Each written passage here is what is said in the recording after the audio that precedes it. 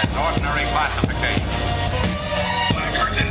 I don't care if you've been kink shaming Twitter trolls all night. If you up, smash that like button. Welcome to Black and the Black Times Infinity. I'm your host, Cthulhu's Prodigy, coming to you live and direct from the Dro. Smoke me out there with that dang shit on my left. Your boy Stitch. I'm just here kicking new flavor in your ear. Ah, Nice. On my far right, engineering on the ones and twos, choke the on the threes, fours, Chronos. One of the greatest scientific minds of all time died on Pi Day. That's pretty fucked up. We got a lot of deaths. In the middle, we got the oldest ninja in the world, Old Ninja. Here comes some brand new dankness for your ear. Time for new dankness in your ear. We're kicking new dankness in your ear. I love it. Last but not least, we got your boy Blue. Let me just give a shout out to all the fellas out there. Happy steak and blowjob day. Damn. There we go. There we go. Homestead have we got up in there? Well, all what's going on first in the chat and listener of the week would be the Kid One Kick. Oh, What's going on? Somebody new. It's a dope name. Yeah, we like that. New to us anyway. Word up, I now. just haven't noticed. So, yeah. We appreciate you. Thank you for listening. Hell Appreciate it. yeah. Where's Chris on there? Is he still in the... No, he's not even in this fucking top three. He must have listened to them all. He said, fuck that, I'm done. Tapped out on us. Old Ninja, you usually have some type of really unhealthy malt beverage that you're pouring out. Which one is it going to be this week? And who's it for? Tonight, we pouring out some Four Loko. God damn. Yeah, we doing that Four Loko. First up, we got Craig Mack. First artist to release music from the Bad Boy label, according to the president and P. Diddy himself. Well, the president of Bad Boy and P. Diddy himself. He had a hit single, Flavor in Your Ear, which launched the Bad Boy label. Wow. He tried doing a couple hit albums after that, but they didn't match the same success. And then in 2012, he joined a Christian group, and he's been with them until basically he died. Isn't that what Mace did? Yeah, Mace became a preacher, right? Yeah. So the group Overcome Ministry has a YouTube channel, and they released a video last year called Craig Mack Testimony. It's him basically rapping about God. Wow. And he apparently reportedly died of heart failure yesterday. Young Age guy. of 46, right? Yes, he was 46. Does he rap about all the bitches he slept with? I don't know. I doubt he would say that in church. He might have. Who knows? You never know. I've Next seen up, some crazy black churches, so. Yeah, right. Next up, we have Professor Stephen Hawking, one of the most famous theoretical physicists and cosmologists. He died at the age of 76. He's renowned as one of the most greatest minds of this past century. One of the most greatest minds. One of the most. Thank you, one of the most greatest minds, Old Ninja. He's responsible for almost everything we know about black holes and other spatial phenomenon, and such as time travel. He was also against the development for artificial intelligence, for those of you who are listening. He's had a ridiculous lifetime of achievements, and he's well known throughout both the science community and in celebrity circles. So, Absolutely. actually, on a side note, I heard someone talk about him yesterday, saying that he couldn't really go anywhere or do much because of his condition, because he had ALS. Or ALS. Look at Eric's disease, but it's ALS. So, fuck you to you for saying that, because he managed to do things and go places that no other ordinary human being will ever do. At the age of 21, this dude was diagnosed with ALS, and they gave him 2 years to live. Not only did he live way past that, but he also had kids after that diagnosis. So, I think he had 2 kids. Yeah. Something like that. Yeah. I think 3. Yeah. He also He's married a has couple times. he also has a movie in his honor, Yeah, which the main actor won an Academy Award. He's had numerous Nobel Prizes. He's also been in an episode of Star Trek, which is cool. The movie was called The Theory of Everything. I think they said he was. I might have read it wrong, but he's the only person to guest star on Star Trek as himself. Yes. Okay. The only one that stars himself. It's a Wow, scene that's dope. where Data, the android, is playing poker with some of the greatest minds known to man. He's playing with Einstein, Stephen Hawking, Newton, and I think Galileo. ODB? No? And he was You know, born on Galileo's birthday. Yeah, and he died on And he Pi died Day. on Pi Day. All right. What's interesting is that even though he has the software for him to speak through, he actually never updated or anything. It always was the same kind of monotone voice that voice. was always with him for most of his life. Probably didn't want to get hacked. Maybe he's a smart man. Well, now, what's the guy's name that had throat cancer? Not Ebert. Oh, Roger Ebert. Yeah, he's the one who kind of got the new voice. That's Stephen Hawking. He had the same thing. Well, basically they went through Roger Ebert's past recordings, they simulated his voice later on because he lost his whole like jaw and like, esophagus and stuff. So, but typing he sounded just like him. So, yeah, it was actually creepy seeing that. I've actually seen, I think his first interview since he had everything done, it was really creepy. Yeah. But it's good for him though, he can still talk. So, and RIP to them. Stephen Hawking, you're a real one. And I actually got an RIP that's personal to myself. Last week I lost a dear friend. I would also say family member of mine. Like we've been together for about 10 years, but what's kind of sad is that they kind of died at a young age. Last week I was on my way to work and a car pulled out in front of me and I smashed right into it and I killed my G35 man. I was trying to look at it. I saw it coming. How did you not see that coming? I thought it was, but I wasn't. I was like, did I miss something? No, I saw it coming along. Yeah, so last week I got into a car accident and I totaled out my Infiniti G35 for 2004, which is about 15 years old, and I've had it for about 10 years. I love this car. I never had any major issues with it. The only major problem I ever had with it was that my radiator cracked and I had to replace it. All right. That was it. Like, I never had anything wrong with the engine. It always performed really well. I mean, I had a few batteries that I had to have replaced, but that's typical for cars. But like, yeah, this car was like my favorite car, and I worked really hard to get it. And like when I got the car, I was actually really excited, and like I was pretty proud of myself because I was able to achieve something that there was a goal I wanted, and I was able to achieve it. And so having the G35 was kind of a trophy in sense, but like it was definitely like my dream car. It definitely had everything I wanted, except it was an automatic instead of a manual. But yeah, so last week I was traveling on Blake Howe, and I was in the slow lane going to make a right onto Maori, and there was Fremont. This is in Fremont. Yeah. But when it's stock blue. Traffic going straight was stopped at the light, and the traffic's kind of backed up, and the two lanes that were stuck at the light, there was an opening, and there was a car. It was a Chevy Volt, and it was a white one, and it was making a left to go into a parking lot. And since the person had clearance by those two cars, they decided to go, but they didn't take into account that there was a third lane, and that lane was clear. So I was already going the speed limit, and she pulled out right in front of me, and I couldn't see her until it was too late, and I just plowed right into the side of her. My airbags went off. It was just like a cloud of just dust in my face. The airbags, like, I don't think I hit the airbags. I think my seatbelt actually stopped me from hitting the airbags because I don't remember actually hitting it, but just all the smoke from the airbags was fucking ridiculous, dude. Like it was like I was choking on the smoke from the airbag. Like the first thing I did when I like realized what happened was I had to get out the car because I couldn't fucking breathe. But damn, what's interesting about it, or what's crazy about it, is that the lady who I hit, I didn't see her face. Like she actually got taken away in an ambulance. Actually said that right? What was that word? An ambulance. Wow. Yeah. I've been practicing. Ambulance. An ambulance.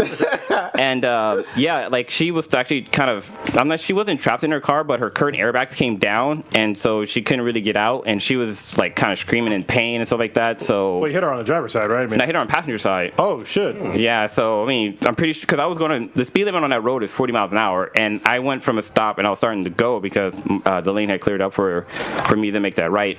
But yeah, I hit her like dead on, like right in the, like we formed a T basically. God damn. But yeah, so she got taken away in the ambulance, and and the police actually was able to get her information. It's all in the report, but you know my insurance is still waiting for it. But yeah, my car is gone. Yeah. But it was in a movie, wasn't it? Huh? Wasn't your car in a movie? Yeah, it was. Yes, it was. My car is a little bit famous. It was in a movie by one of our dear friends and co-hosts. Podcasters, yeah. Yeah, for Black and Yellow. Yeah. Part of the So Henry. production family.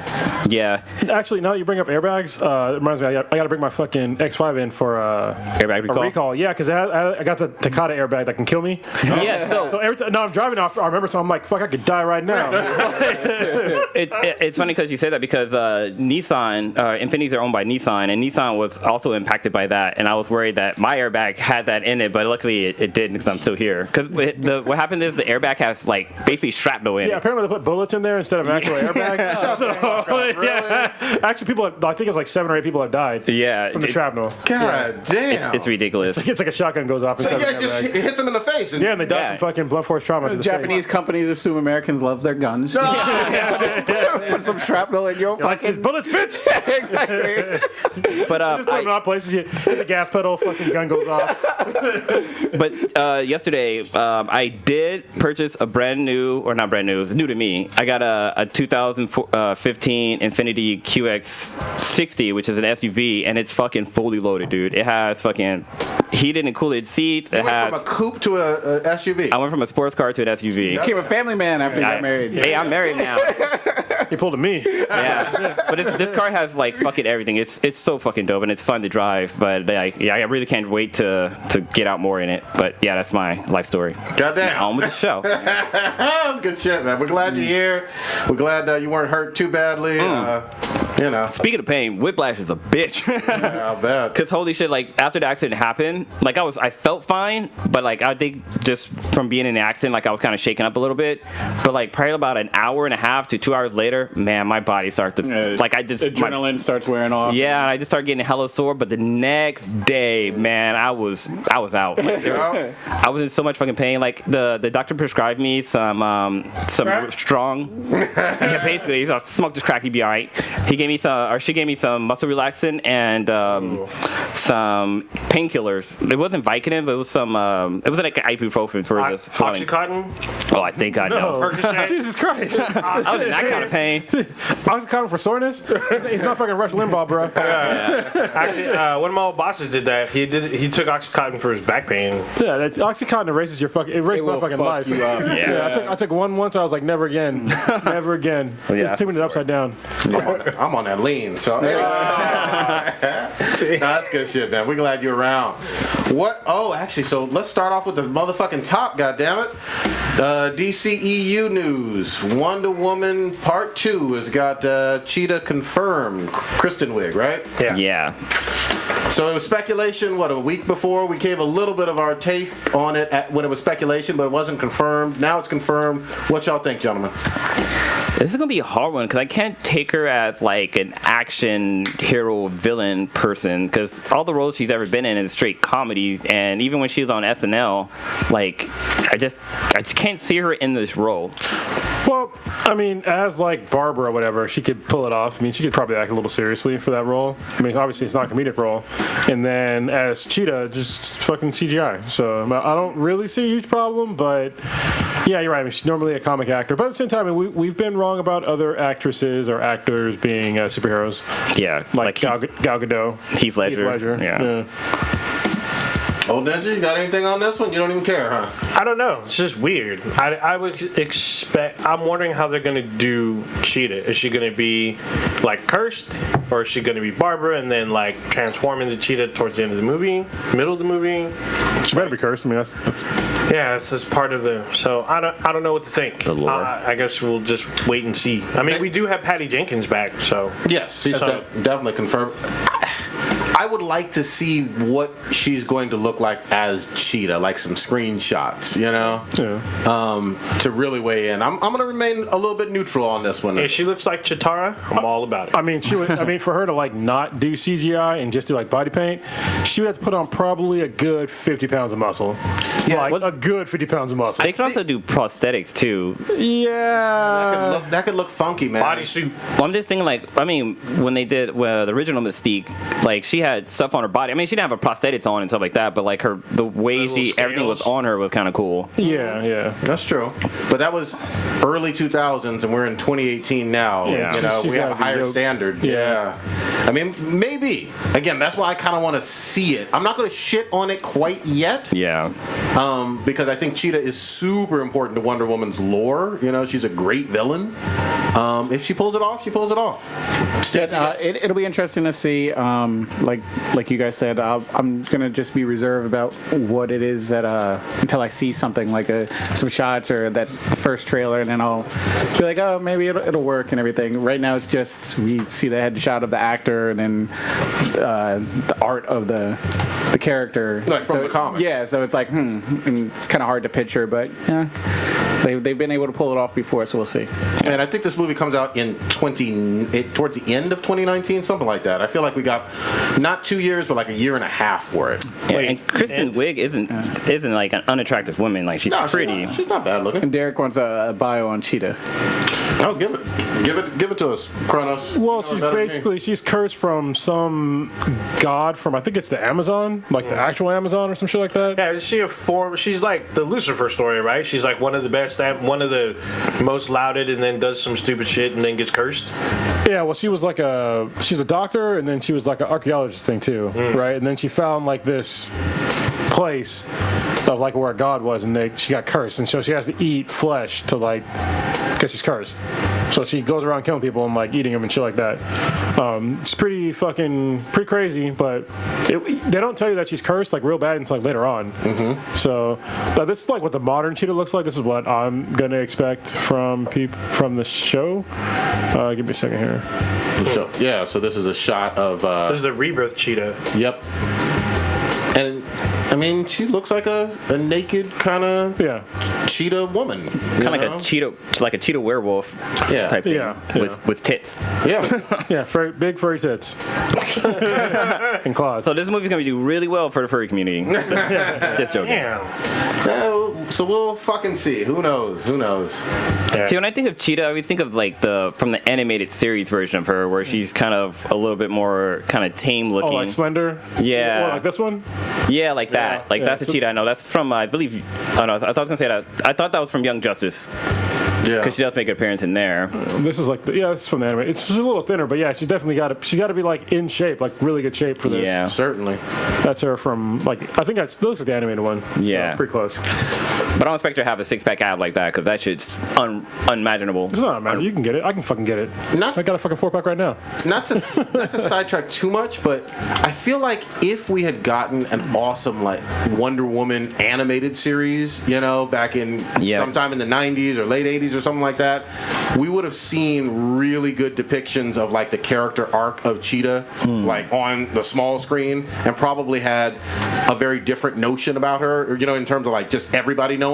I don't think most people right now are super familiar with her, but that can be a good thing if Kristen Wiig knocks it out of the fucking park. Yeah, I mean, most people weren't really familiar with Ares, so I mean that's fine. Even though he's fucking God of War, but whatever.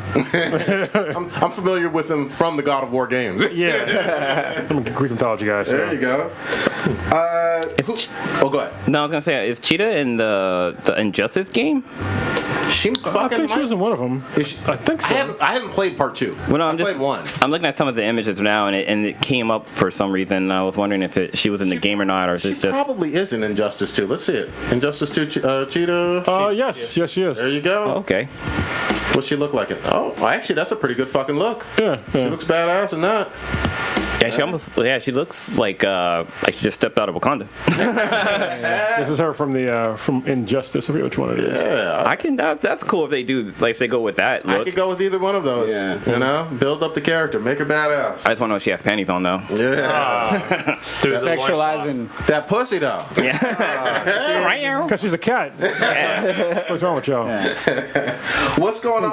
Oh, go ahead. I was going to say, since we're on the topic of objectifying women. Oh, god damn. You seem to have stepped in some shit about you need big titty Tomb Raider. No. I didn't step in shit. So what happened? Yeah, you do every week. What had happened was. Yeah. What had happened was. Yeah, I mean, so this was something that was going on online, mostly with like Twitter and a whole bunch of folks online, basically saying that, hey, I'll be the asshole that says it. This chick is really, really flat and plain Laura Croft, and is she quote unquote believable? What's her name? Goddammit? Alicia Vikander. Yeah, exactly. Nobody's saying that the movie is absolute trash. Nobody's fucking seen it, and it's not going to do well either. But there's reviews in already. Yeah, and the reviews are kind of lukewarmish. I've seen a few preliminary ones, but I guess my thing for this one is, even the old games where she had big tits and whatnot, she was still 8-bit. Triangles. She was still a great, fun hero. She was not like stripping. She was not fucking showing her tits. There were no nude scenes. There was no hot coffee scenes in it. You know, it was just a fun video game, and that was part of it. In terms of, I always heard there was a hack for the game where, because there's a scene where Laura changes her outfit, and you can somehow see from the perspective of her butler, you can see her getting naked. okay, if that exists, then that's news to me. If it's a hack, though, it's a hack. So Yeah. it wasn't intended to be in the game, so. Yeah, that would be news to me. But again, people kept going on and on about the whole she was over-sexualized in, this is the correction, whatever. This is based off probably the more recent games, which is fine. Yeah, she wasn't. I don't think she's over-sexualized, unless somebody with big tits is over-sexualized. In which case, I guess it's on you. Well, but here's the thing. Yeah. All of us have heard over and over and over again, body positive this, body positive that, all that other shit. Until it's like some actual. Until, like, yeah, it's like attractiveness. You're Yeah. telling me that a woman who has like a C cup or something like that is a problem for you? Why? And she's not showing those things. She's showing her fucking tits. She's just going around kicking ass in the fucking jungle. Well, it just shows that these people that are mostly body positive people, they just don't want to have attractive people. That's the what I thing. mean? They want to push unattractiveness, and it's just like, yeah, sure, that exists, but so do beautiful people. You know what I mean? That exists too. So, I mean, the way you're born is the way you're born. I mean, I personally think I'm an ugly motherfucker, but hey, it's the way I was born. I don't There give a you shit. go. So Be positive it doesn't bother me at all. I'm still getting the booty, so There you it's all go. good. To me, there was a whole lot of hypocrisy, to be honest with you, about just, she was over-sexualized in, and if she had, I don't know, C or D cup or whatever, or was really yoked or had a booty or whatever, then that would be a problem, and it would be over-sexualized. No, because the new one, it wasn't, it was even. It wasn't, yeah. Breasts are even smaller, so, and nobody gave a shit. It was a fucking fun game. Yeah. Like, what most people, when they explain to you Tomb Raider, they don't start off with, well, Laura's got big tits. It's true. They don't. They talk about it's an adventure game, and you go out and raid tombs. You know what I mean? And at the time, remember, besides like Samus leading her own game, obviously, and being great in Metroid, Lara Croft was one of those pioneers for a female-led franchise that spawned a whole bunch of spin-offs and a whole bunch of series. People forget about that part. They focus on, she had 8 big, huge titties. She had 8, 10 games. Shit triangle. Yeah, meanwhile, all these same people, they never complain about, not once, when you see some super yoked-ass fucking dude with no fucking shirt for no fucking reason in every goddamn video game ever. Like Kratos. Get the fuck out of here. Yeah, it's like, come on, man. He's wearing a fucking loincloth. Yep. And he's yoked as shit, and nobody fucking says, oh, body positive, oh, they're over-sexualizing this fucking guy. They don't give a shit. What I find funny is the Conan game that came out recently. Make your dick bigger. You could choose. You could literally. They had a dick slider. Yep. So you could choose how big his cock was. And how important is that in the fucking game? One of the most disturbing Depends on who examples of that. You remember the game Dante's Inferno that came out on PS3. Holy shit! Okay, most people. That's a great game, by the way. It was a good game. It's based off a book. It was a lot. It was based off a book, but it was a lot like EA's version of God of War. Oh, yeah. And they had at the end of the game, or maybe midway through, you fought Satan. Satan wore nothing on the nothing at all, except he had a 14 to 18 inch dick that was swaying as he fought you. Yeah, I swear to God, and that was just part of the game. You had to fight Satan and his giant dick. I'd be like, look, I can't play this shit. Wow. People think I'm making that shit up. Am I lying? No, I fucking played. I thought I was laughing the whole time. Yeah. It's like flopping around everywhere. I'm like, what the fuck? Like, maybe put on some pants to fight me? I mean, come on, man. All of a sudden, the gameplay just stops. Satan's like, hold on, man, I need to go piss some pants. It's not like you found him taking a shit and then he got up and he was fighting. No, it was like he was sitting there like naked. He got up with his fucking giant ass dick. You gotta fight him. And Laura Croft, we'll see. Most video game movies flop, period. You know what I mean? I don't think it's going to flop just because she's kind of frail and thin. Or whatever. But Tomb Raider didn't necessarily. Everybody says that Tomb Raiders are all awful, but they didn't flop. No, they didn't. I just say most do. Well, no, I still read it today where people are like, oh, every single video game movie was terrible. It's like, no, Tomb Raider actually did well in the theaters. I watched them all. They weren't that bad. Yeah, and they actually made sequels. I mean, there's Mortal Kombat sequels, but they didn't make Tomb Raider money. Press play. Yeah, but I mean, you got a different take. No. I don't have a. I mean, I'm sort of, I don't really care what she looks like as long as it's believable that she's out there running around jumping and stuff. For me, ironically, I was thinking about it today. The best part of the last couple of Tomb Raider games is when Laura gets killed and you see these fucking pikes go through she gets impaled and shit. That's what brought me into like, oh fuck. That's what made me care about the character because it looked painful when I accidentally got her killed. I was like apologizing about a screen. I'm just like, what the fuck? Oh shit! Blue was watching. I'm watching the fight scene from Dante's Inferno, and Satan just popped out, and he's just swaying like, "Hey, what's up, bro?" He's all, "We about to fuck or what?" Yeah. God damn. Nobody even. It wasn't even a controversy. Is it all writhing and shit? Yeah, do it now. Probably gonna be all over it. Yeah, exactly. Like he's not even a wreck. It's just fucking just hanging. Like it's fucking weird. I'm gonna make a prediction bet right here, right now. We're all probably gonna play at some point, and it comes out next month. God of War. God of War. In every single one of those games, there was like some fucking. Oh yeah. You know, with Greek girls and titties and whatnot. I doubt in 2018 they're gonna have a game with that aspect of it as a mini game kind of thing. That pissed me off if they didn't have it. I hear you, but couldn't you already see it though? Like, for some reason, I get this feeling they're not going to go that route this time. I don't know. It's a hard, mature rating, so I don't think. I think they know where they stand in terms of their violence. So I don't think him fucking some. I mean, they're rated M. This is the whole reason. You know, it's funny because it's kind of a recent thing about the whole school shootings and shit. Now, for some reason, video games are getting brought up again. Mm-hmm. Like they want to ban violent video games and shit like that, and I'm just like, okay. So first of all, the children should not be playing these games. All right, it says M on the goddamn box. If a child is playing the game, a parent had to have bought it for them.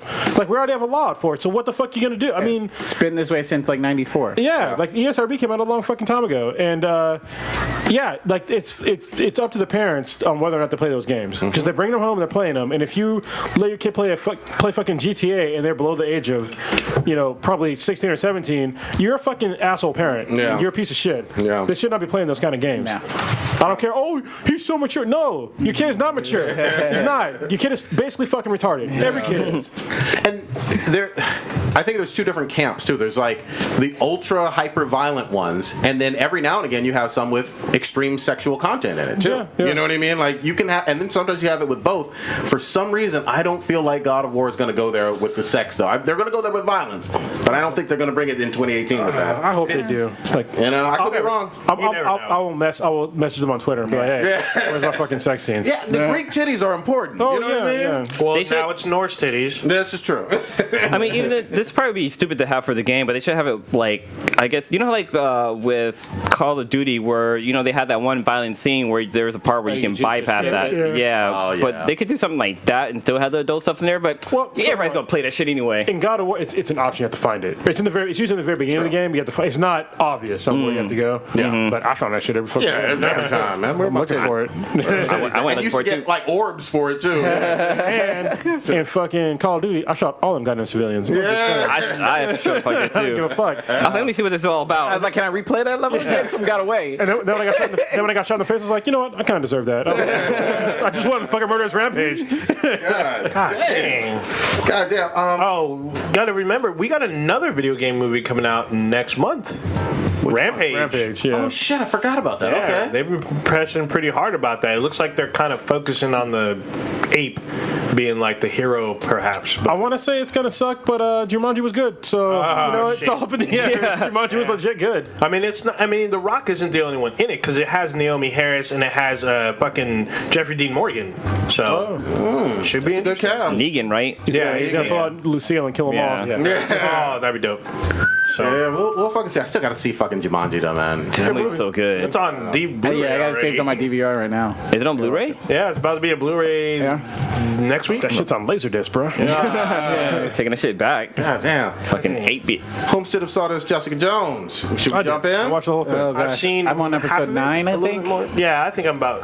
I only watched one episode. Oh, God. I ain't seen none of them. I'm normally good at grinding through these things. Like with Punisher, I normally can finish these off in like a weekend and everything. This one it started to get interesting, and I'm on episode 9. But there were moments where I'm like playing with my phone. I'm just like, this is. It's not as interesting to me as the first season was, and I loved Kilgrave. I thought thought that came out of left field, and he was an interesting character and just his whole motivations and everything that was going on. I was just completely fascinated by it. This season, it doesn't have its hooks in me like the first season did. And I'm watching it so I can get through it, but I don't find myself really enjoying it. So I can totally understand why you say that. Totally understand. I enjoyed the show still, only because I stopped looking at it as like a superhero show, and I just thought about it as like a detective show. It's more detective. Yeah. So once I got to there, I was like, okay, this show is pretty good for a detective show. There's a huge problem though, because it still is a superhero fucking show. Is that the fucking villain is garbage? All right. I'm just like even on like. I can barely even say it's a fucking villain. Well, are we spoiling and putting it out there? I'm not going to spoil, but it's just I don't mind. Well, he hasn't seen the whole thing. yeah, Well, you already know I who the haven't villain is, seen- right? yeah, Who the villain's supposed to be? Right? Yeah, I mean, I guess technically her the guy holding her mom, or we Nah. because there's sort of like Yeah, that's I wouldn't even consider that. So that's the problem. There's no clear defined villain. Okay. And the person who's supposed to be the villain isn't really a villain. Yeah. So it's just like what, especially from like Kilgrave. Like I talked to K-Mac about it, and she was like, "Oh, they went from Kilgrave who was so good, like they can't do something better than him, so they went with this other direction." I'm like, well, I don't really agree with this direction. You know what I mean? That's the only problem that I have. Is just like there is a part though where there's some scenes with Kilgrave in it. I'm not saying that Kilgrave came back or anything like that, but that's probably the supreme highlight of the show. You're probably gonna see how I think it comes up soon. Yeah. If she just got knocked out, then I think that it's gonna be pretty soon. Where the fuck am I at? But there was like the scene, first episode. There's a scene where she fucks a dude in the bar. I'm like, oh, here we go. Yeah. Show's got the right formula. But Hogarth though, Hogarth, it'd be win. Yeah, she was holy really hard. shit. Yeah. the lawyer. I'm actually, Oh, yeah. I'm slightly disappointed by Hogarth because this chick has money. She could have sprung for high class escorts. Instead, she does street level whores. So, I'm disappointed. There's a reason though. I mean, I know there's a reason, but I mean, she could have upgraded. Well, we're talking about Carrie-Anne Moss. Carrie-Anne Moss's Oh, yeah, character, she's Jerry Hogarth. super hoe. Really? Oh yeah, she goes. she don't give a fuck. And then some Like everything goes out the window for her, Yeah. and she gives no fucks about And it. then some of the lost her partner characters last got season. really annoying for me. The first season, the black dude, The Weeknd. Malcolm. Yeah, Weeknd. the- Knockoff Weekend. I used to think he was annoying the first season. This season, I think I actually like him and Is he everything. on crack again or no? No, he's, No. no, it's cool. Trish though is got to go. Trish is Yeah. so fucking annoying. Make me cray cray. Oh my god! I Cray can't cray. stand her. Every time she's awesome. on the screen, it's painful to me. that's I where- hated her Trish talk show. Even when she was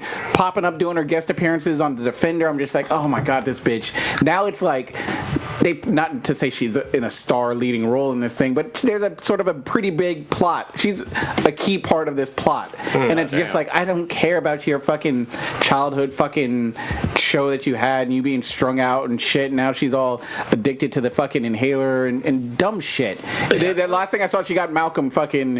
Yeah. Yeah. I was like, why would you do that? Yeah, I was so pissed. I was like, you gotta be fucking kidding me. Now you got the recovering fucking druggy guy and you make him take the fucking inhaler. But her fucking cunty mom though. Yeah, her Oh mom's my pretty God. they all need to go. They all need to die. Dude, well, like Trish so Trish, you do know that Trish is like, she has, Mockingjay or well, something she's like that, Hellcat. I knew something like that. Yeah, she's Hellcat, so she's like she's practically a Justice Leaguer. She's annoying as fuck.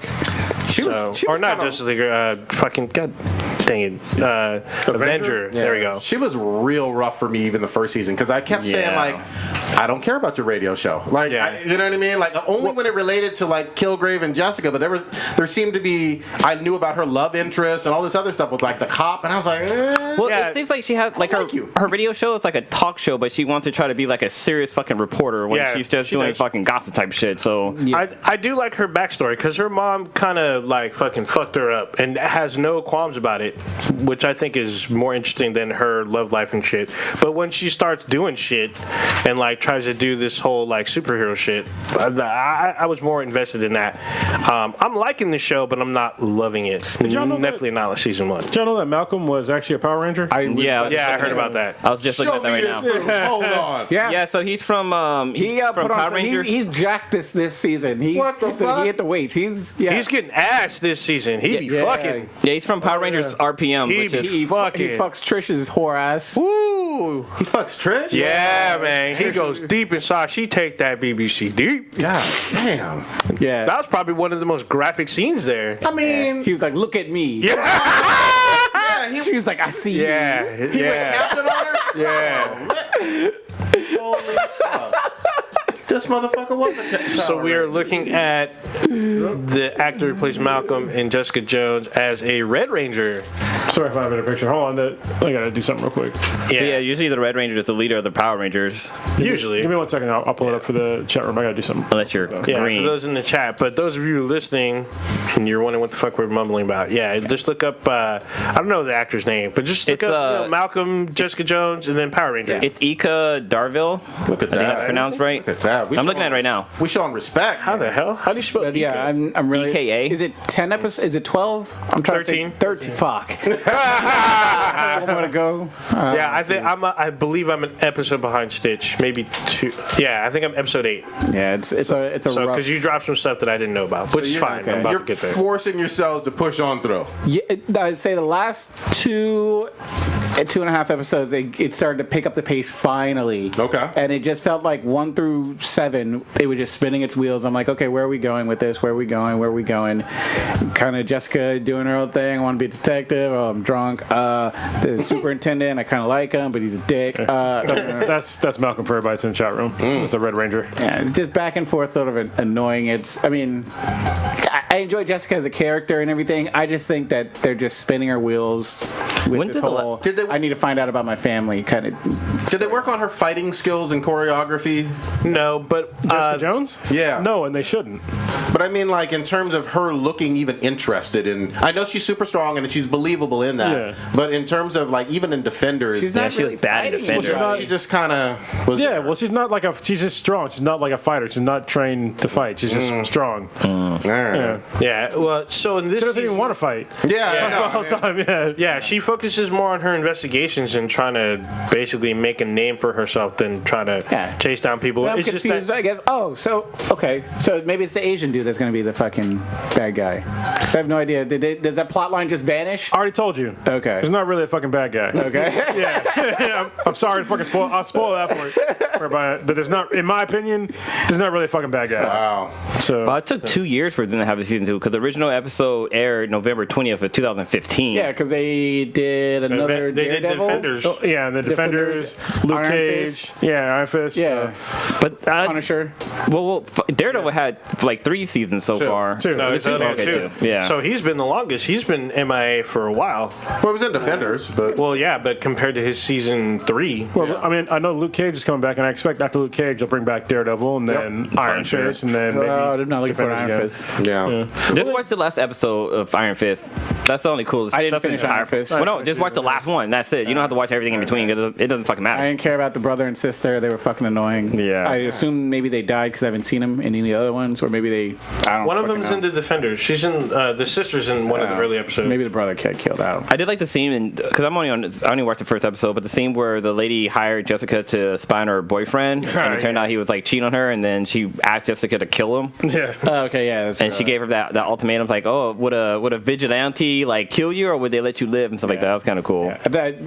It's where the house gets shot up. Her apartment gets shot up. Yeah. Is my last is the episode I'm on. I do like that we get to see other powered individuals in this season. I guess. So I mean, that's Yeah, the Wizard. The wizard. because like when you meet him, you think he's crazy, and Yeah, then you I- actually see him manifest his powers. So he does You're have like, oh, powers? shit. Yeah, Because I know It's fucking funny, man. Yeah, because he said It is funny. He said his power is only activated when he's like in Scared? danger or whatever. Yeah. No, it says when he's scared. it's pretty bad. funny. But So that's your superhero? Like, no, Well, that's the superhero in the show. that's one of them. There's other like a powered speedster, individuals. right? Like, yeah, Yeah, he's he's a a speedster. speedster. So the way Because he's fat. It really. Yeah, that's what's and the way funny. he introduced himself, he's talking to Jessica. He's like, "Hey, yeah, back in school, they used to call me the Weezer or Whizzer," and you almost got the impression that he peed on himself or he was just really into like Dungeons and Dragons or some shit. Yeah. How does this compare to like Agents of S.H.I.E.L.D. and whatnot? I mean, we've seen a lot of Netflix shows. Is this creeping down to that level or up to that level? I don't know. Dude, you haven't watched Agent Shield in a while, then. Yeah, I heard it got better. Yeah. It's got a lot better. It's on Iron Fist level for me. Ooh. It's above Iron Fist because I'm still watching for now. Yeah, you made it through some episodes.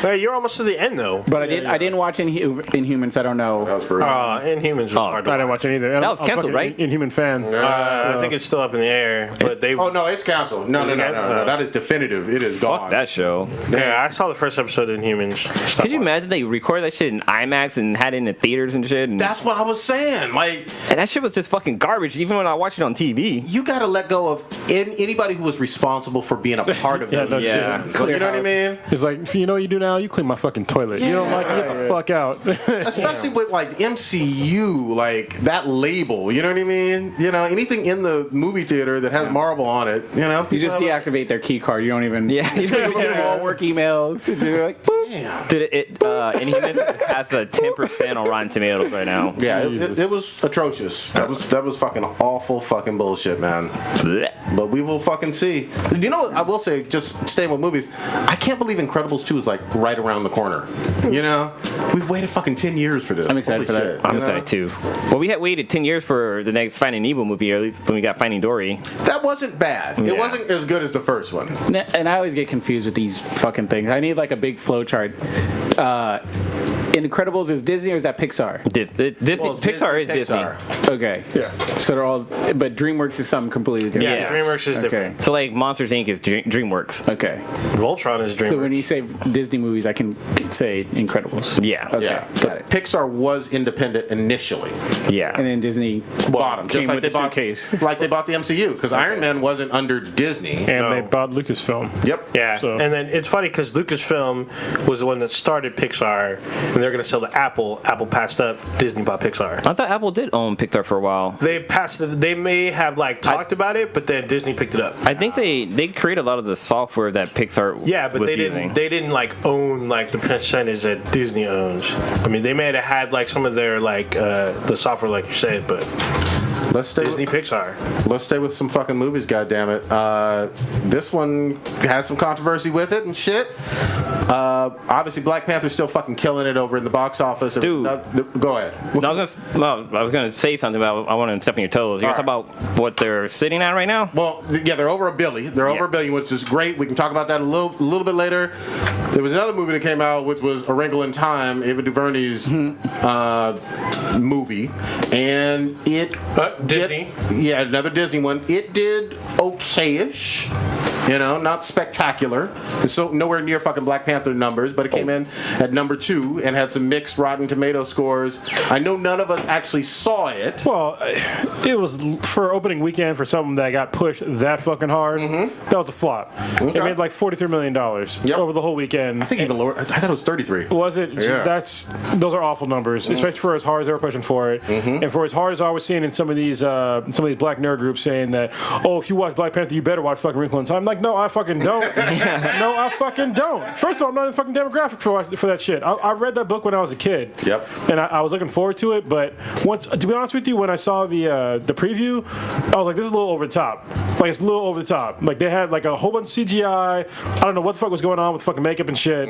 Like, it seemed like a bit much to me, and I think that translated into the box office sales. It fucking flopped. Totally marketed towards young girls, which is fine. You can do that shit, but don't tell me that my grown ass, has to watch it. Like, what the fuck? I'm gonna sit down with my fucking Hello Kitty and shit and watch it. Fucking back at the theater. With what they showed in the trailers, like a lot of the CGI and stuff they show, it looked pretty cool. But then like there's certain scenes where it just looks like it was in front of a green screen. Like it actually didn't look too good. So I'm not surprised it didn't do too well. But then we also had Oprah Winfrey up in there, and she kind of looked like fucking she just stepped out of the Hunger Games. Yeah.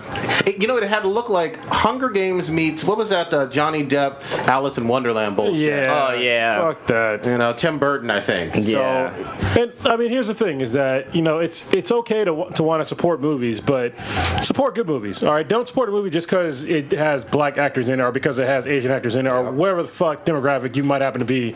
Support it because it's fucking good. Don't support some trash ass movie just because a person happens to share the same ethnic background as you. Yeah. Because that don't make no fucking sense. If it's a trash ass movie, then you know it's a fucking trash ass movie. even if it's just mediocre, just kind of run of the mill, you ain't got to be excited. You ain't got to know. And that's fine. Like, I know none of us fucking saw it. Any takes on it and shit? Because there was so much. $100 million fucking budget and shit.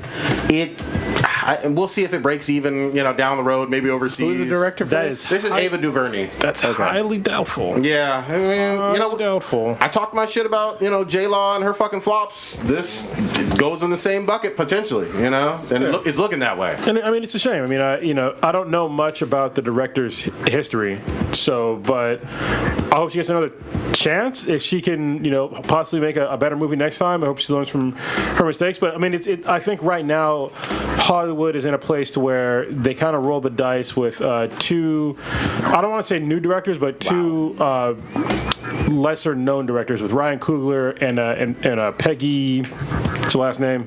From Wonder Woman. Yeah, Patty Jenkins. Sorry, Patty Jenkins. And they knocked it out of the fucking park. They did. And I think they were just trying to test the waters with another director. And What did Jenkins do before Wonder Woman? What She was did not Monster, not Monster. Monster with, right? Wasn't it Monster? Oh, Patty Jenkins. don't know. Yes, Yeah. she did do Monster. Okay, but it wasn't okay. it wasn't a whole bunch of big budget shit. No, just no, like no. Ryan Coogler wasn't a bunch of big. I mean, he did Creed, but that was like his biggest one up to then. Even that was a kind of a small budget, especially compared to Black Panther. Not medium So- size, yeah. I completely agree with that. Ava did Selma, which won a lot of awards, but obviously a very That's different, way different. Yeah. very different type of movie, totally different type of budget. But that's it. So Ryan Oh, Coogler so did. they're like critically acclaimed directors when they get the bank vault opened up. He did Fruitvale. Yeah, so Yeah. Which it was a good movie, but it looked like it was an indie film though. Like it didn't look like it was good high budget. But for Wrinkle in Time, they had a $100 million budget, and right now they're only sitting at 45.7 million from the box office. Sorry, you were right so on they haven't even met half their money yet. Yeah, And I doubt they're going to get it back because they're going to keep getting smashed. Because I mean, there's going to be bigger movies that are coming out. I mean, Ready Player One comes out this weekend? Tomb Raider comes out. Yeah, that's gonna knock them next couple out. days, yeah. Tomb Raider, it's gonna knock them out. They're gonna make less and less. Yeah. Look, Black Panther's still doing well. Yeah. I mean, it has not been knocked off, and that was 4 weeks ago. Yeah, I think Black Panther made like 40-something million the first fucking day. Yeah. You know what I mean? So When you knock it out, you knock it out. The guilt trip stuff fucking just missed me with it. And the other thing I will say, I'm happy for the little girl who was the lead or whatever. I'd never seen her before. Yeah. Hope she goes on to do fucking incredible things. I don't have any like ill will for her. yeah, I mean, you could. I think in this day and age, you can make a floppy film and still come back. I mean, Sure. Yeah. look Michael at B. Jordan. I was gonna say perfect example, and so is the guy who plays Captain America. Chris Evans. Yeah, perfect example. Both They of came them back. Firestarter, not Firestarter. Shit, Johnny Storm. Johnny Shit, Storm. damn, Holy shit. there's so many people with fire fucking powers. Goddamn it. Nothing to do with fire, but Yeah. he's on fire. But also, I just wanted to mention, we mentioned this when the trailer originally came out, but there's actually a Wrinkle in Time film that was from 2003. That was a Disney straight to DVD type deal. Man, $100 million. I'm just I have no idea. It made billions. Is that animated or? No, it's live action. Oh wow. But it's like Sunday Disney go to the movie type deal. Was it a Hallmark The channel ABC movie? channel type deal. No, it's by Disney, but it was like on ABC special type ABC thing. Family? Yeah. I want to know what's the ratings on this. Oh, speaking of which, there's some little buzz coming out, speaking of ABC Family, about this Cloak and Dagger, because that's supposed to be releasing fairly soon. I'm pretty excited to watch that. So I've seen people who are like, a lot of people that don't really know the characters, but they're interested in seeing it because this would be technically an MCU show. So this ought to be interesting to see how this works out.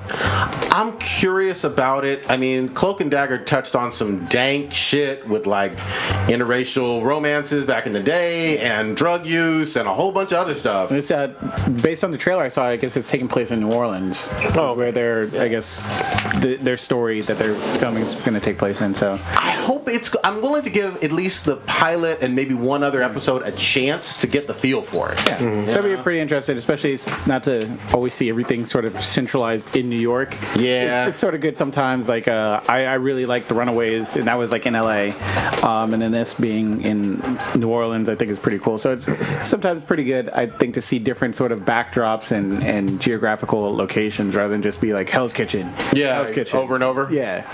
And the other one is we're getting Legion back again for season 2, and that's happened like in a couple weeks. That show was fucking great. I heard they're supposed to, Professor X is supposed to sort of make a kind of cameo. Hope from what so. I've It's supposed to heard. be his dad. So. Yeah, so I guess he's possibly appearing sometime this season. That would be dope. That would be dope. Dope as fuck. And the comic has been pretty crazy too. I don't know Oh, if you're- really? Yeah, there's a new comic that came out. Oh, I'll have to check that out. It's just as nuts as the show. Good, good. Yeah, actually, it's probably even crazier. I think from just a cinematography standpoint, that show fucking, it felt like I was on acid watching it in a good way. Yeah, yeah. So fucking crazy with the angles and the colors. I mean, it's like some art house shit on the small screen. Yeah, actually, that was one thing about Jessica Jones. I think a lot of people don't give it credit for is the cinematography.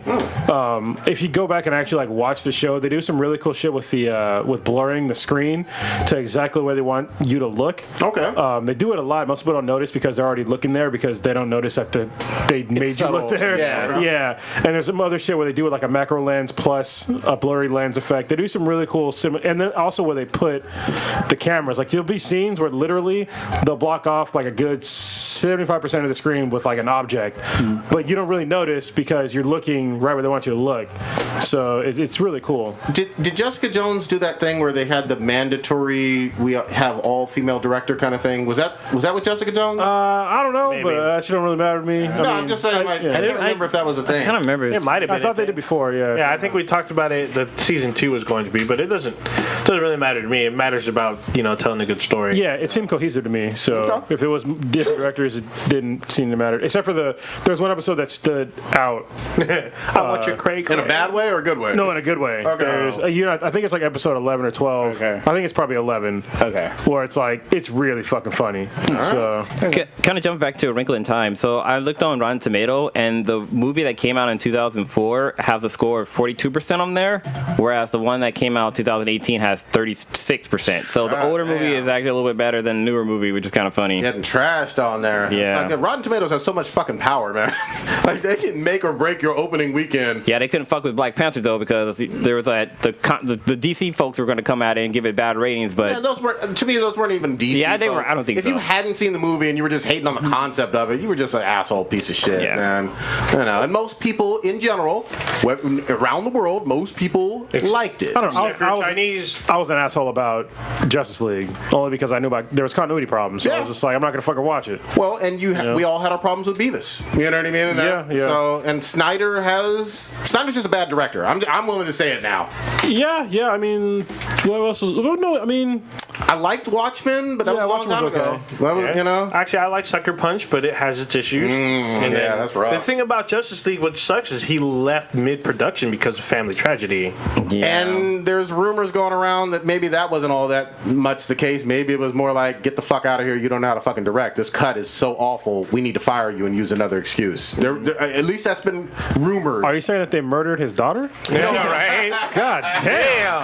That is some Hey, shit. You don't, Illuminati. You don't fuck with Warner Brothers. You Conspiracy theory right here. know? Yeah. Thank you. And the earth is flat. God damn. Dang. Oh shit. And he was shit on your carpet. Ooh, Damn. You know who was getting shitted on? Ooh. Our Whom's boy, what? What? I said, whom's this? Oh, our boy Terrence Sage from Twitter. Twitter's on a fucking rampage right now. They are banning motherfuckers for cursing on there. What? Terrence Sage got hit. Our What the boy fuck? Task from a Super Suit show got hit as well. There's a few others. Few folks who we've had on this goddamn show. Twitter just fucking cuts your account and bans you for cursing. For cursing. Like bullying type shit or harassment? They showed me in screenshots in the DMs exactly what Twitter sent to them. This is the tweet Hold on. that got you gone. But you can be a cam girl and show your pussy Yes! on Twitter. Yes! But you can't curse. Certain types of For cursing, real. certain types of cursing, and I don't know what all of their rules are, boot you off of fucking Twitter. I swear to God, and it seems so fucking What the random. fuck? I wouldn't believe it if it wasn't two people that I know. Zuckerberg got him, man. Man. They got And Zuck. Meanwhile, I'm posting hentai and Fuda Yeah. after Fuda, you know? I just went to my Twitter account. The first thing I see is a girl fucking showing off her ass and shit. Yeah.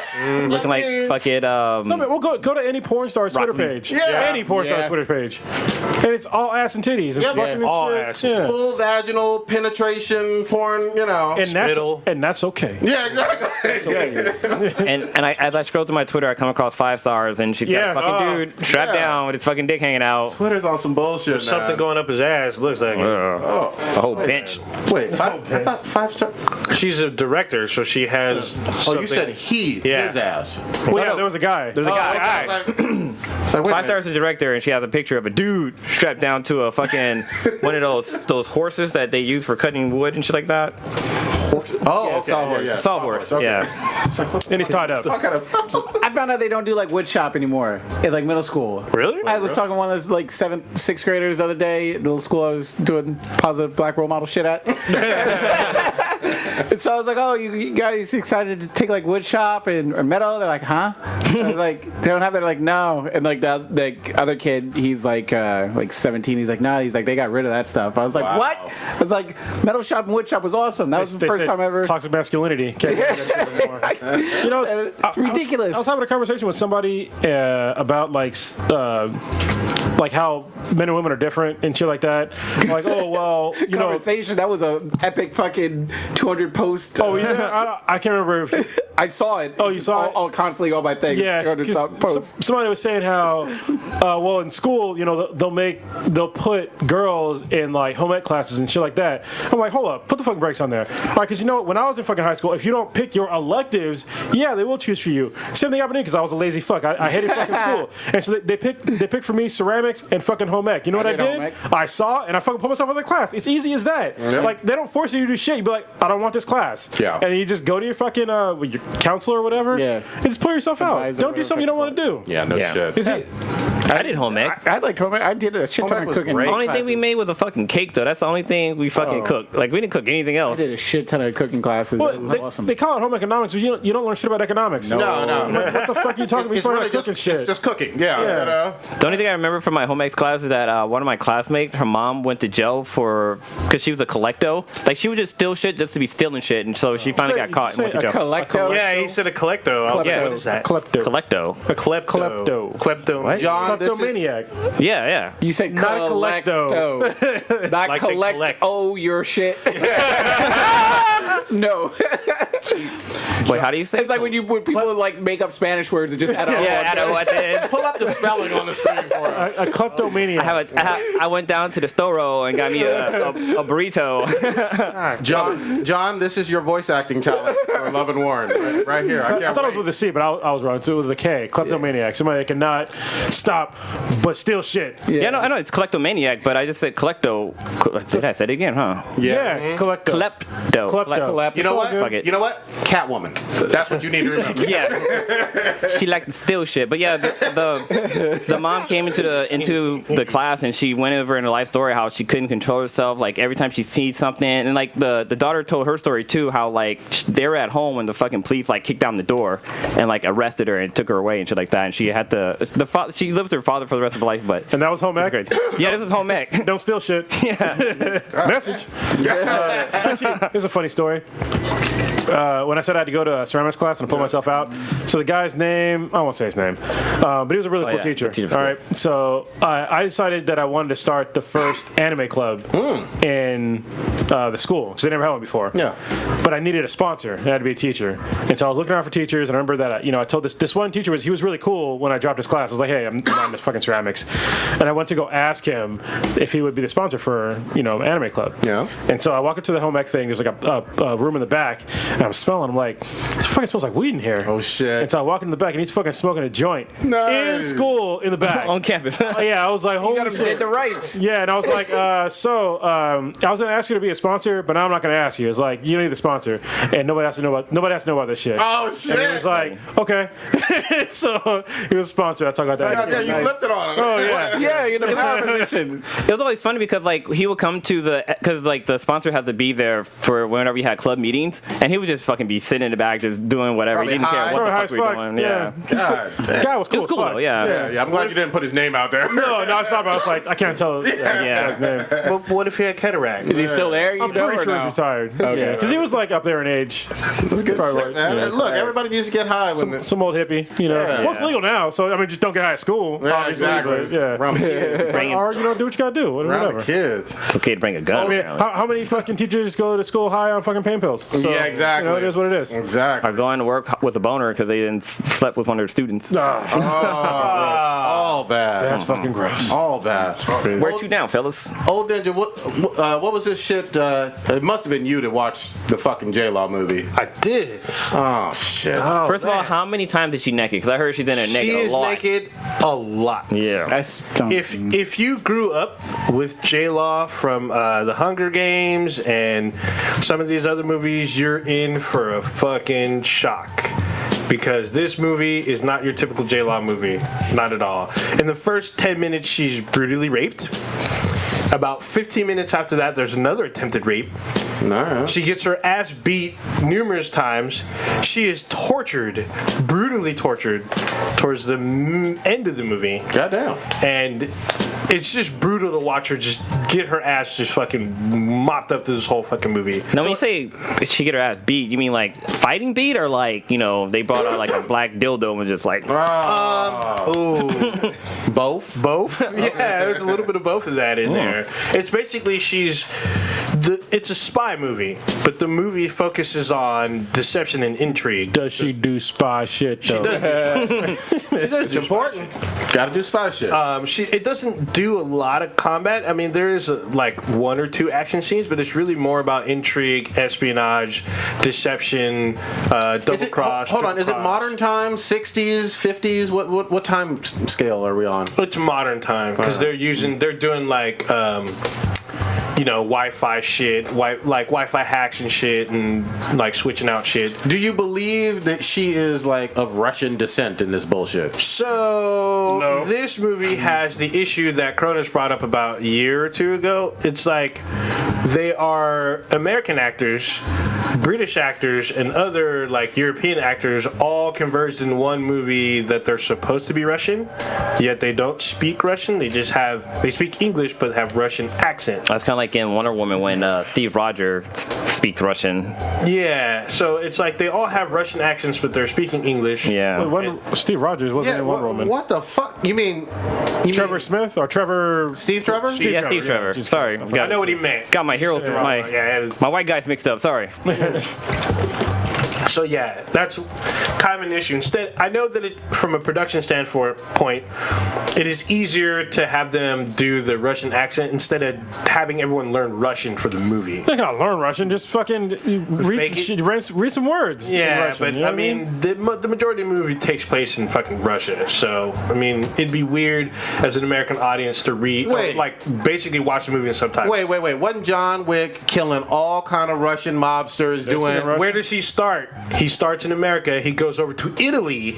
But wasn't Wick? I only saw the first one, but he was going against. I haven't seen 2 yet, but he was going against Russian mob. Yeah, right? they're speaking Russian. What's wrong with you? I will. I'll watch. Yeah, so it's the Russian mob in America. So, But they speak Russian. That's what I'm yeah. saying. So this is Russian spies in Russia. And doing they a go to shitty America. job with Russian. Yeah. Well, I mean, there's John Wick, when he spoke Russian, he wasn't like trying to be Russian. He just knew the words, and he just sounds like fucking Neo talking. She does have she does have a couple lines in Russian, but it's just a trope that's like been used several times before. I mean, the movie's not bad; it's actually kind of decent, but it's not. It has the ending is kind of predictable. Get in here, Lon. So I think that I think that production studios in America, they're scared of subtitles. Yes, they for are. the most part. Yeah, Which is stupid because Crouching Tiger, Hidden Dragon did fucking great in America. Sure did. it did, but I think it's like it might be weird watching an American actress, and having their movie like mostly subtitled. No. Didn't nobody watch this any goddamn way? We know this. Well, it came in number 2 in the box office, and it's still in the top 10. So Came in number 2. Wait, how much did it make though? Yeah, exactly. You say number 2 when one movie made $100 million, the other movie made 20. Yeah. I guess you're on number now. 2. But What's your rating for it? I give it a 7.5. Whoa, this mo. shit.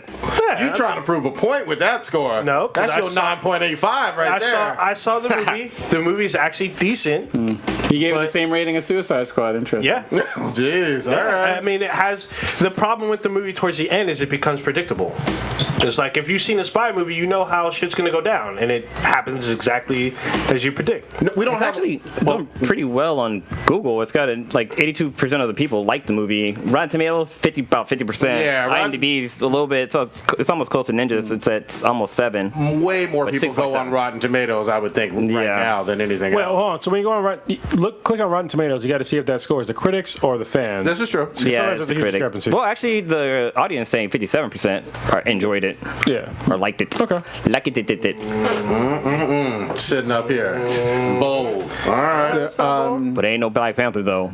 No, it's not Black Panther, but it's still a decent movie. I mean, if you want to see J-Law expose everything, she does in this I'm movie. cool. I'm cool. Yeah, I'm good. I don't find her that attractive. You know what I mean? I find her kind of average. Yep. You know what I mean? And that's, to be perfectly honest. So I'm with you. Yeah. Right. Like I didn't like her in was it American Hustler? Oh, American Hustle. Yeah, like No, Hustler's a magazine. That's different. Very different. yeah, I didn't like her too much in that. Like she just I don't know. She just seemed like she was just her acting was kind of bad because she was trying to do like a old school type of talking and like she just couldn't pull it. I didn't. But fucking what's the name was really good because he the guy who played Batman, Kristen Bell, like he put on like a bunch of weight for that role. Yeah, yeah. And I didn't even know it was him until like the final credits came through. I was like, holy shit, that was him. well, especially because the last movie they did was fucking The Machinist, where he looked like he was fucking dying. Yeah. So yeah. Like she's like when I think of somebody that's like hot, like even though we just had a long fucking debate about Scarlett Johansson, she's hot as fuck. Sure. Like I don't put J-Law anywhere in the same realm as fucking Scarlett Johansson. So- Yeah. Nowhere fucking close. Not at all.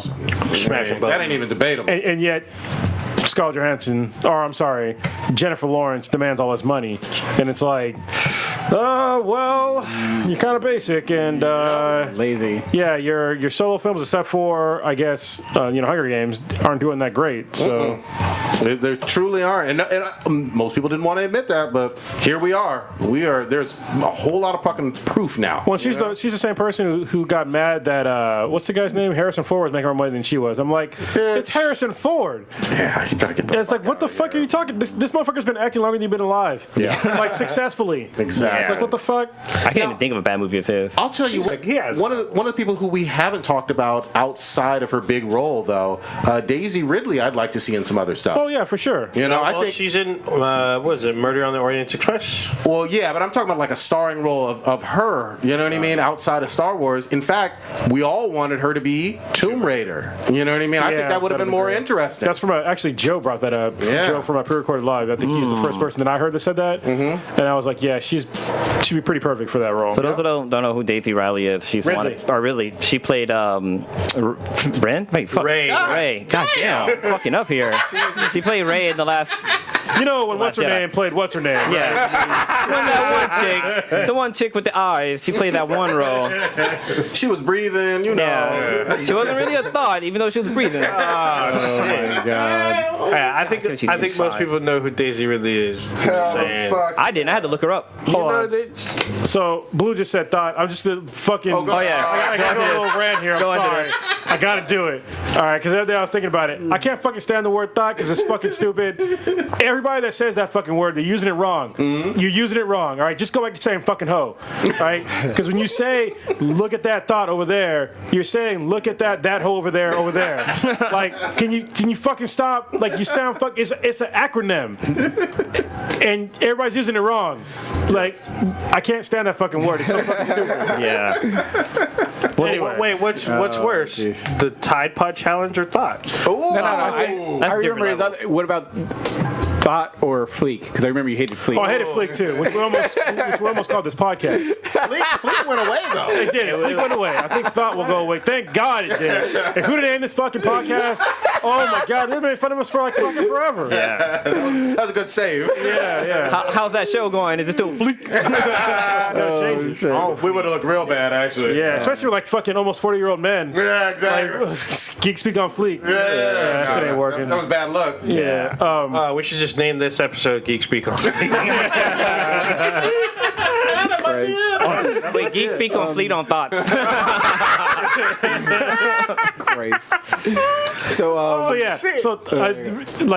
saying like thought. You basically what you mean is in the acronym. Yes. Yeah. Ho.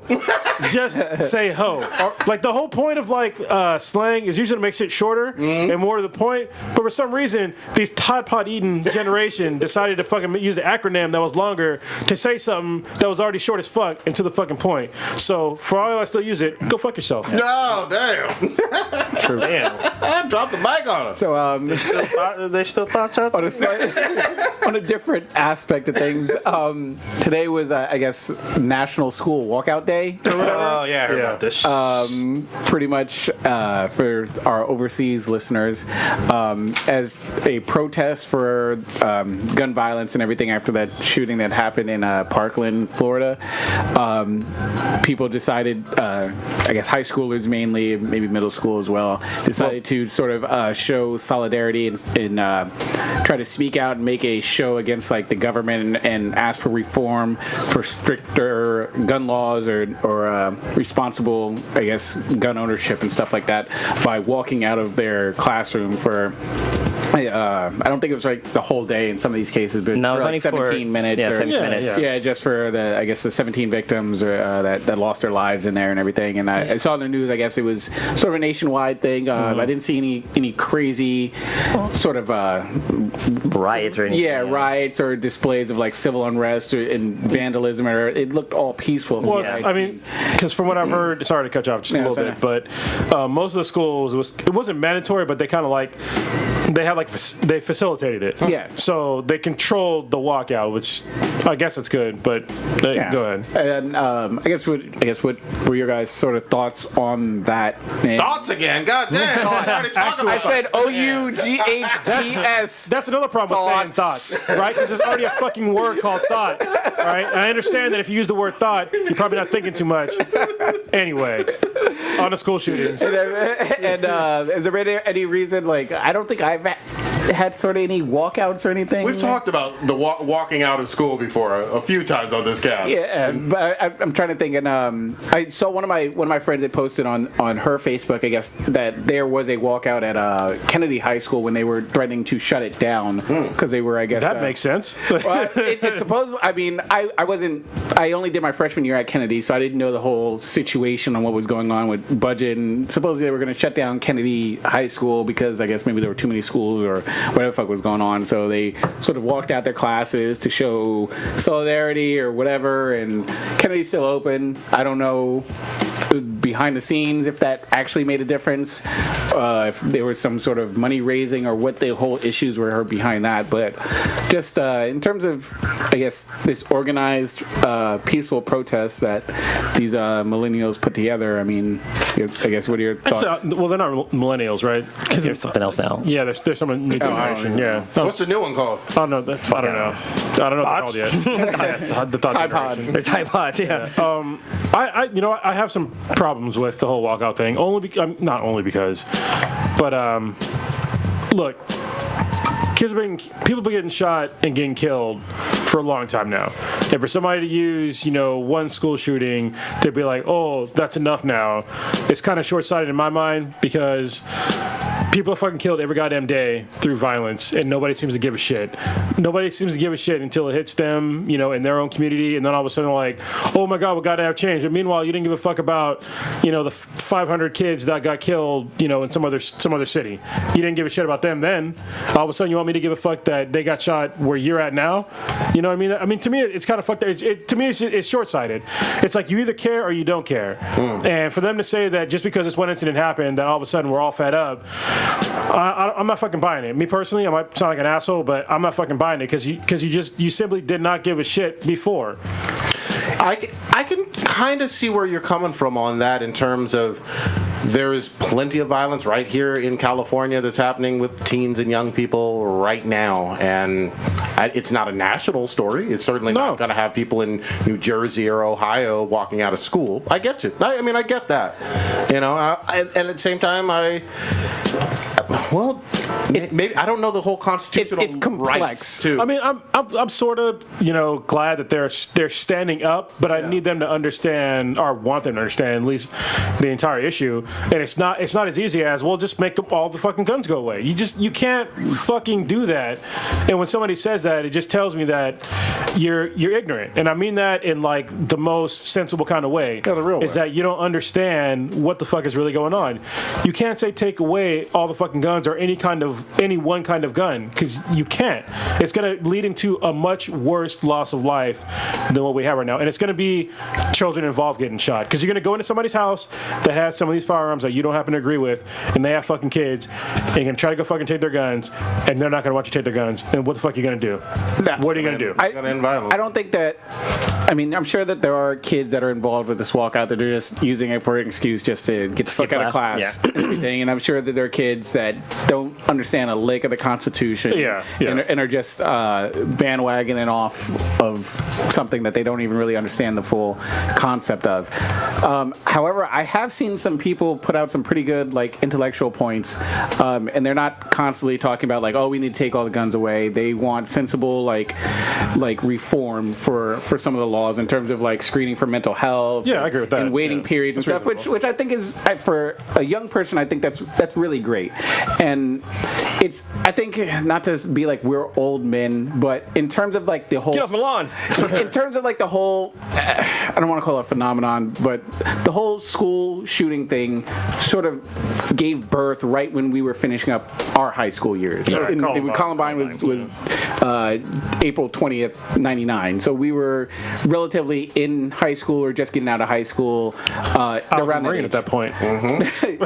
So, I mean, that was sort of like the first time it sort of happened. It was a national story. It was a national story, and unfortunately, it's sort of become a little bit more prevalent. And I don't know if it's also because just with the times with media and being able to know everything that's going on in all these different places. Well, there's a 24-hour news cycle now, Exactly. so it's way different. So those things all play into it. But I think it's a really positive thing that some of these kids, that David Hogkid or whatever, the one that I always see, Hobaggin? he's like going out trying to register like people to vote and stuff, and be like, all right, if you actually want change and stuff, we need to go out, we need to vote these people in, this, that, whatever, which I'm fine for. If you are so inspired by something that you want to be like, all right, for us to actually make a change, get out, register, we need to pay attention who's running in our primaries and who's running for these other areas of government, rather than just be like, oh, I'm only going to vote just for the presidential election. Yeah. I think that's a good positive mindset to have, and hopefully he's out there inspiring other people. Now, sort of you touched on it. There's people that just don't understand how government works, and we're like, oh, we're just going to go in and send people to take in all the guns. That's not going to happen. That's pipe dream. That's ridiculous. That's never going to happen. That's not how it works. But in terms of these kids that really want reform and just want, like I said, mental screening, and bring awareness to some of the issues that are going on, and not just specifically to the incident that happened in Florida, but just as a nation for some of these incidents that are happening around all over the place. I don't think it's a bad idea, and I'm glad that the schools met them halfway in facilitating their peaceful protests. Well, some schools actually were like, hey, if you leave this campus, you're suspended. Not all, obviously. But the ones that the schools were like, you know what, we understand, we're fine with it, and if you want to take 17 minutes to protest and walk out peacefully and not cause a disruption, I don't see really a problem with it. Yeah. Just to me personally, as long as they're not disrupting other people or forcing people to be down with their cause. I mean, I've seen people that are just like, nah, I'm fully believe in Second Amendment, blah, blah, blah, blah, blah, this, that's fine. Respect that kid's mind. Don't bully him just like you won't want him to bully you. I'm sort of fine with it from what I've seen. So don't be Big Dick Satan and like just slang your dick all around. Force your dick on other people. Well, you know what's weird to me about this conversation, though, maybe one of you guys can help me, is that for some reason, after this shooting happened, not everybody, but a lot of folks on the left, they like demonize the NRA for this. And I'm like, the NRA was not arming people to like tell them to go shoot up schools. Like, for me, it was like a huge disconnect in that. I don't really understand why people were like blaming the NRA. I understand they lobby for firearms, but they're not lobbying to go use those firearms and shoot people. I think first of all, there are plenty of people that have always been against the NRA. I mean, I don't think that the Parkland changed change that per se. All right. I think that they were against it before and they were against it afterwards. I think that also, at least from what I'm hearing, they being the big group of the left or whatever,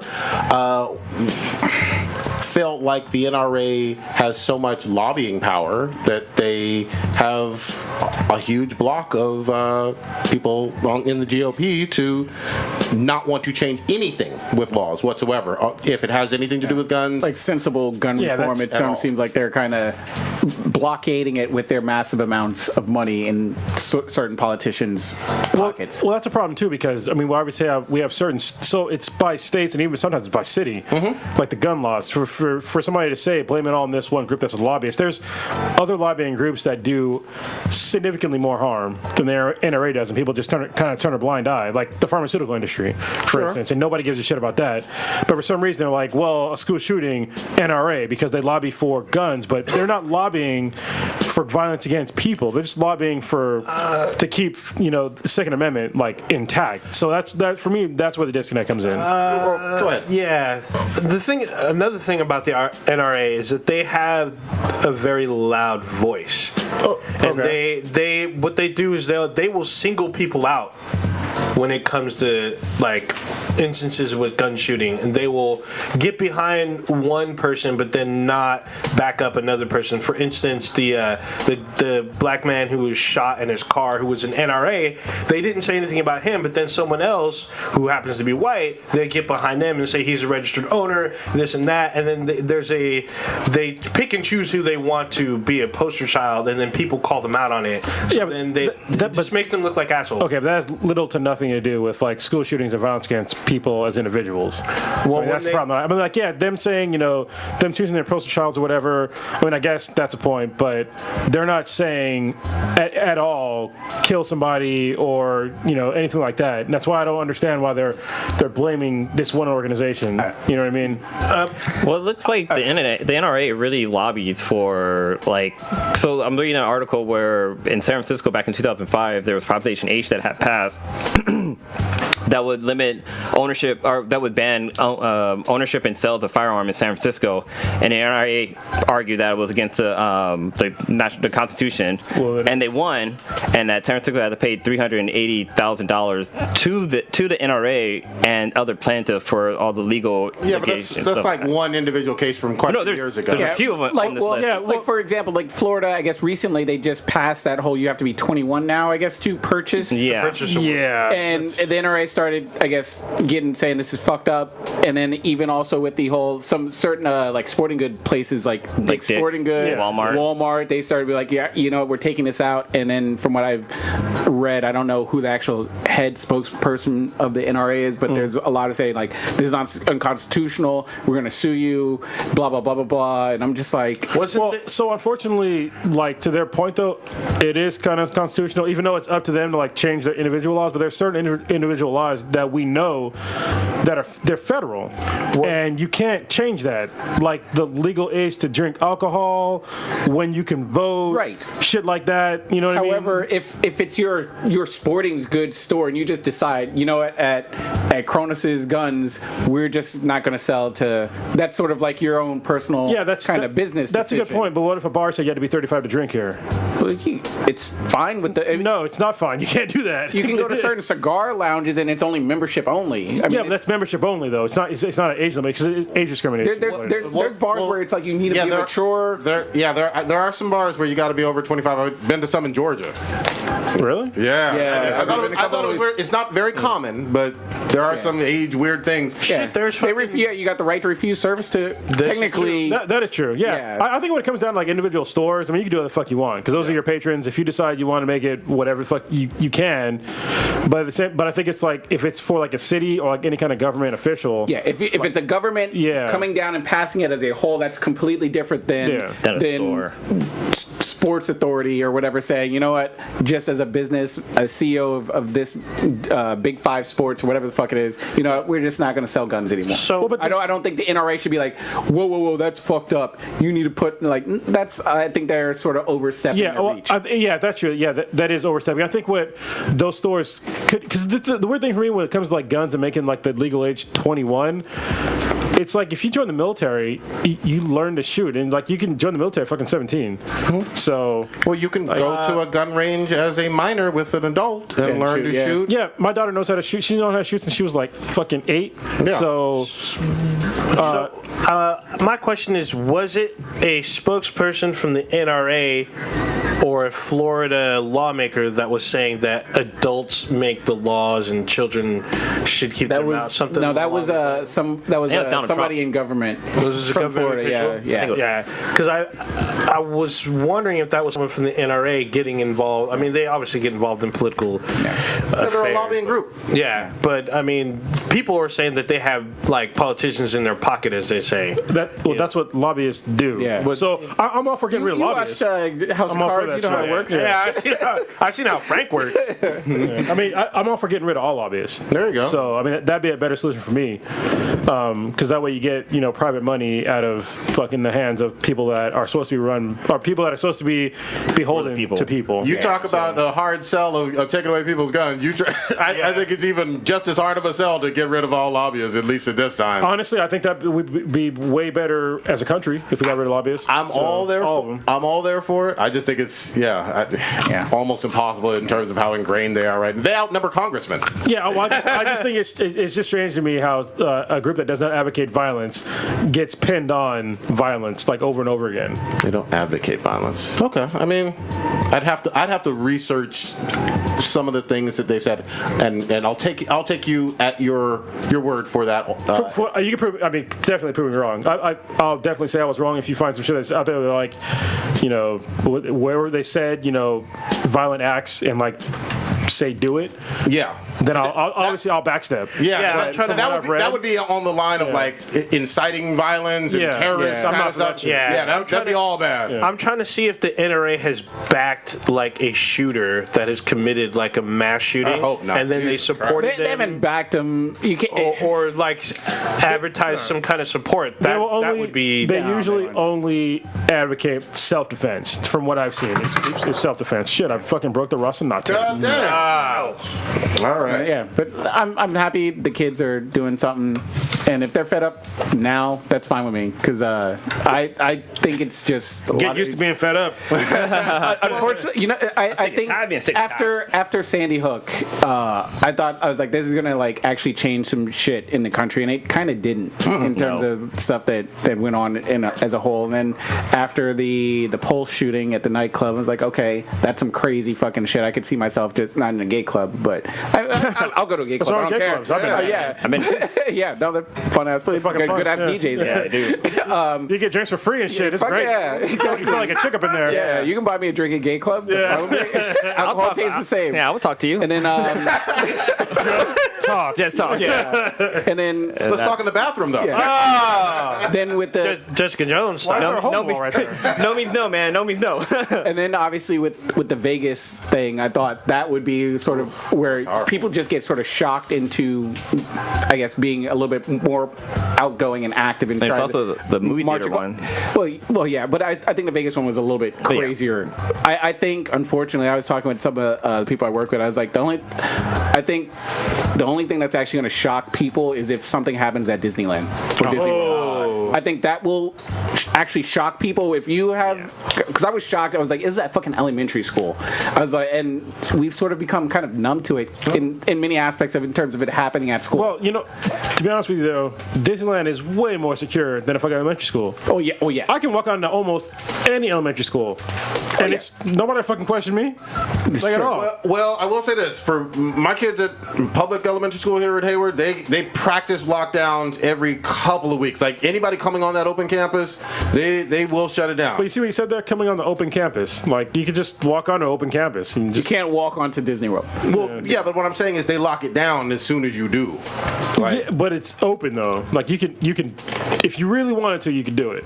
you can get on there. That's the fucked up part. Yeah. I just think that's the next shocking thing, and I hope it doesn't happen, obviously. But I just think that's No, these mass shooters, they go after soft targets. I mean, there's places that they know are not defended. When you say something is a gun-free zone, You know, there's nobody there to protect them. And if you go to like a fucking movie theater, security's not really there. No. You know what I mean? You know this for a fact. So, and same thing with malls. Most malls don't have mall security. They don't usually carry firearms. But the thing about Disneyland is the reason why it would never happen there is because have you seen their prices lately to get into that motherfucker? You're gonna pay $110 to shoot people. What the fuck? God damn it. God damn it. All right. Wait, so speaking of laws and stuff and police officers, y'all guys hear about the coffee shop in Oakland that will not serve cops? There's a coffee shop. That was a hot topic at work. There's a coffee shop in Oakland called Hasta Muerte. I think that's how you pronounce it. And I guess there was like the sergeant for the Oakland police went there to get a cup of coffee, and he was wearing a uniform, and they denied him service. And the owner of the shop called the police department and was like, hey, we will not serve uniformed police officers in our establishment. So I just wanted to find out what your guys' take on it, since we've all worked with the law. I mean, wait, did something happen there? Did someone pose as an officer? It's a brand new. It was just coffee shop. You have the right to refuse service, but you also have the right to be a fucking dumbass. I guess never call the cops if somebody tries to rob you or some shit. Like, why would you deny to a whole demographic of people service? That's dumb as fuck. Can I just say this? I actually give some thumbs up to the OPD because their response was super professional. They went out of their way to say, that's fine if you feel that way, blah, blah, blah. We'd love to have some open dialogue, yada, yada, yada. And you have the right to do whatever. And they went above and beyond and said, if you have an issue that requires police assistance, we will do the same job that we just slower. Yeah. But I mean, like, seriously, they went out of their way to say the right things in response to it. And I have to give that props because they didn't take that petty low road of saying, well, fuck you then, when you get robbed, they said the opposite. They're being recorded. They just did their PR stuff. Maybe. I mean, look, unless you're one of those people that think that you never need a cop because, you have to be basically concealed carry to be really that confident in yourself to think that you would never need a police officer. And even then, you still might get fucked up. You know what I mean? So you probably should, not all cops are bad. The vast majority of police officers they're good cops. All you hear about is bad apples. You know what I mean? Yeah. And they're highlighted in the media, which is awful. But just demonizing a whole group for the actions of a very small, minute amount of people is wrong. Well, think about it too. Like if I'm going to this establishment, and if it turns out they don't serve cops there, if I go to a coffee shop and there's police officers there, I feel just a little bit more safe. But knowing that cops aren't allowed here, anybody can just run up in there and just fucking rob them. At that point, I mean, it can happen anywhere, but having a coffee shop, there's a little bit of a higher chance of there a cop being there to get coffee. So everybody saw Black Panther. For those who aren't in the Bay Area and whatnot, when they went to Oakland, and you saw kind of the real Oakland. That was kind of West Oakland. Whatever. Yeah. This is in the flatlands of Oakland. Crime is a problem. Violent crime is a problem. Yeah, let's not hide away from that. This coffee shop is in Fruitville Station or Fruitville District. Yeah, exactly. Yeah. That's they'll never need cops. Yeah. Yes, they will. Things pop off. Is all I'm trying to say. But I'm sorry. Go ahead. No. I mean, OPD handled it really, really well. I think textbook how they should, because obviously word gets out there. All eyes are now on how you're going to respond or whatever. You're going to be petty, be dicks, and they handle it professional in terms of let's have a dialogue. Maybe we can work through whatever issues of trust or whatever. But that doesn't start unless we talk to each other. Yeah, find out what's going on. They got the same aspect. PR reps. I mean, you don't want to give me a cup of coffee. There's plenty of places in. There's a cup of coffee. I think the owner had said there's a Starbucks or a Pete's Coffee down the street that they can go to. Yeah. So it's they can't get coffee. Coffee shops are kind of. Hold on, was it a black owner? Please God, don't want to be a black owner. This is I think it's Latin. Okay, well, motherfucker, you don't know how to run a business. I mean, you don't. Police, if you become an establishment that police officers like to come to, you're pretty much made. I mean, because they're going to tell their friends, they're going to tell anybody else. They're always going to be there. Good clientele. Yeah, what the fuck? It's not shitty fucking people. They're going to run out on a bill or. You mean cops like coffee? They like coffee shops? They like staying awake on their fucking long ass shifts. Maybe. I mean, coffee shops and dog parks. Those are my favorite places. Type reports. I don't fucking get it. Yeah, but you know, like we said before, I agree that OPD handled it the right way. I also think that if you have a private business, you have that weird right to, you know, put up a sign saying we reserve the right to refuse service to anybody, even though this definitely paints a wide brush on a whole occupation. Speaking of bad PR in Oakland, Mayor Libby Schaaf might have just fucked up. Oh, go ahead, set it up. So, California just had a huge, was it ICE raid? It's the Immigration Authority or whatever. Immigration something enforcement. What is the C for? ICE enforcement. I think. Yeah. What's the C for? California. Something enforcement. Central Intelligence. Jesus Christ. Central Intelligence. Anyway, it's immigration, and she heard about immigration was going to do like this huge sweep in Northern California, and she came on TV and told people that, you know, in the next couple days ICE is coming around. So it's immigration and customs enforcement. there we go, customs enforcement. All right, and that ICE is coming around the next couple days, and to watch out. And the last I heard, the federal government is going to sue Mayor Libby Schaaf because they didn't get like any busts around here. They got a bunch of Napa, they got a bunch like around, and it's just like you can't, like, that's literally like impeding an investigation when you go out and tell your fucking entire city, or actually the entire fucking state of California, like what a government agency is going to do. I think she really, I don't know, obviously I'm not going to say that I agree with what she said or what I guess ICE was doing, but they're laws, you know what I mean? And she, as a mayor, you can't fucking snitch on a government agency. Yeah. So I think somebody had, there was somebody for ISIS had said that it's just like if a cop's going to go raid a drug house and they have that lookout person outside and they inform them that the cops are coming. That's basically what she did. Yeah. She let everybody know that the cops were coming and stuff like that. So just to be clear though, she's required like with a gag basically to not say anything by law. Is that the case? If you're privy, look, if I have a piece of intel and I just tell everybody about it, yeah, I'm at fault, like legally. Okay, but I'm open to fucking. But there's like a gag though, like it's not a gag, but it's just one of those things where you can't, if you have privileged information, you can't give that to the public, especially when it has to do with like law enforcement. That sounds like a gag. No, the gag order is like something that they give you an order that says you can't say this. So then what's what I'm trying to say is, if it's not a gag, then what prevents her from, like, what is there? There's another law that I don't even know if it's really a law. It's more like common fucking sense. It's impeding a police or a law enforcement agency investigation, is what it is. I'm pretty sure that's what they're going to hit her with. Is it? have they charged her? That they were talking about. That's what I read. The news. I need to look it up because one of my coworkers was explaining. I really wish I had sort of gone into deeper discussion or whatever about it, but supposedly, and I was trying to look it up real quick, but certain the way California works, there's certain laws that don't apply federally to California. And it's weird. It's weird, but I know technically we're supposedly, I guess, a sanctuary state. Okay. Is it a state or is it a city? Then that's where I kind of get foggy. No, it's a state. It's a city. No. State. No, that's not true, because when people say, like, do we have sanctuary cities and sanctuary states, that's not necessarily true, because if that was true, we wouldn't have ICE raids, we wouldn't have fucking, what is it? What's the other one for, like, when they get guys for fucking pot laws and shit? Well, there's no such thing as a sanctuary Like a drug anything, bust, as far as the federal government goes. Well, yeah, that's what I'm saying. There's a distinction between federal government is still going to have their laws. Jesus Christ. Yeah, federal government is still going to have their laws, but I think it's more of a local law that was passed that says we're not going to. We can't cooperate with the federal government.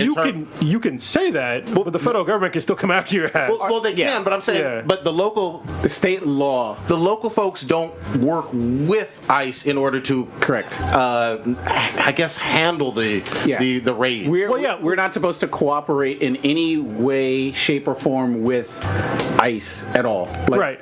And there were two deputies, I think, from San Francisco County got in trouble because they let ICE use their interrogation rooms, and we're under strict things nope, we will back off. You can let us know you're doing something in the area, but we can't fully assist with you. From my understanding, we won't impede, which it sounds like Libby did. Yeah, but we can't assist or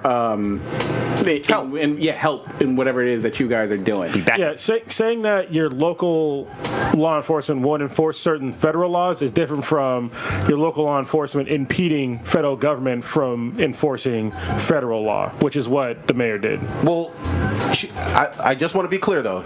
Right now, she has not been accused, though, to my knowledge. Or brought up on charges. The guy from ICE resigned 2 days ago. He did, yeah. He resigned because he was like, dude, they're trying to make me misinformation the public, which I thought was misinformed. Really, really odd because he sort of had, I guess, Libby's back because he was like, yeah, I'm out as the leader of or whatever role he was with ICE. Oh, and I guess it was because someone was over this. So yeah.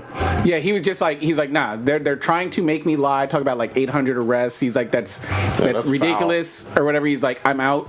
So he stepped down based on what he was sort of implying that the government was trying to make him parrot and say shit against, which I was like, this just reeks of all kinds of.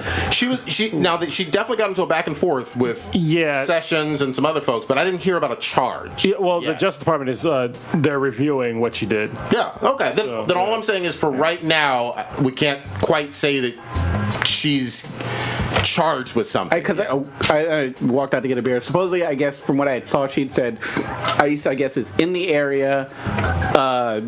Just be aware that ICE is going to be doing raids. Oh, wow. Okay. So let me just read the story. It says, critics have said that Schaaf's decision to warn immigrants of the raid amounted to obstruction of justice, something that she has adamantly denied. Schaaf defended her actions as legal by saying that she did not obtain the information through official government channels, but through quote-unquote multiple credible sources. And because she did not reveal specific details about the operation. So she might be playing in a fucking super gray area right now. That's a fucking super gray area. She didn't say that. She didn't say exactly what was going to happen. If you're running a trap house and be like, yo, cops might be coming. Yeah.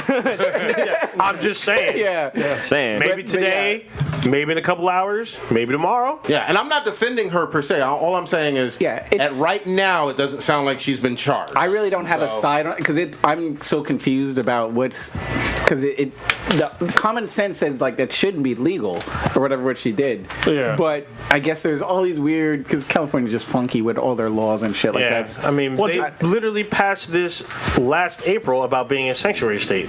Yeah, but that shit doesn't matter to the federal government. Just so everybody knows where I stand. It might sound like I'm some fucking crazy right-wing guy right now. I'm fucking not. Honestly, when it comes to immigration, I wish that we had a speedier process to make them legal. Just fucking pay taxes. I don't really give a shit. But if you're not paying taxes and you're using my fucking shit that I pay taxes for, that's when I got a problem. Just fucking make it easy to get fucking to be an actual citizen of the United States. Pay fucking taxes. Good to go. Don't be a fucking criminal. Good to go. You kicking families out the library, huh? Give me back my book. I paid for this. I need my cheap avocados.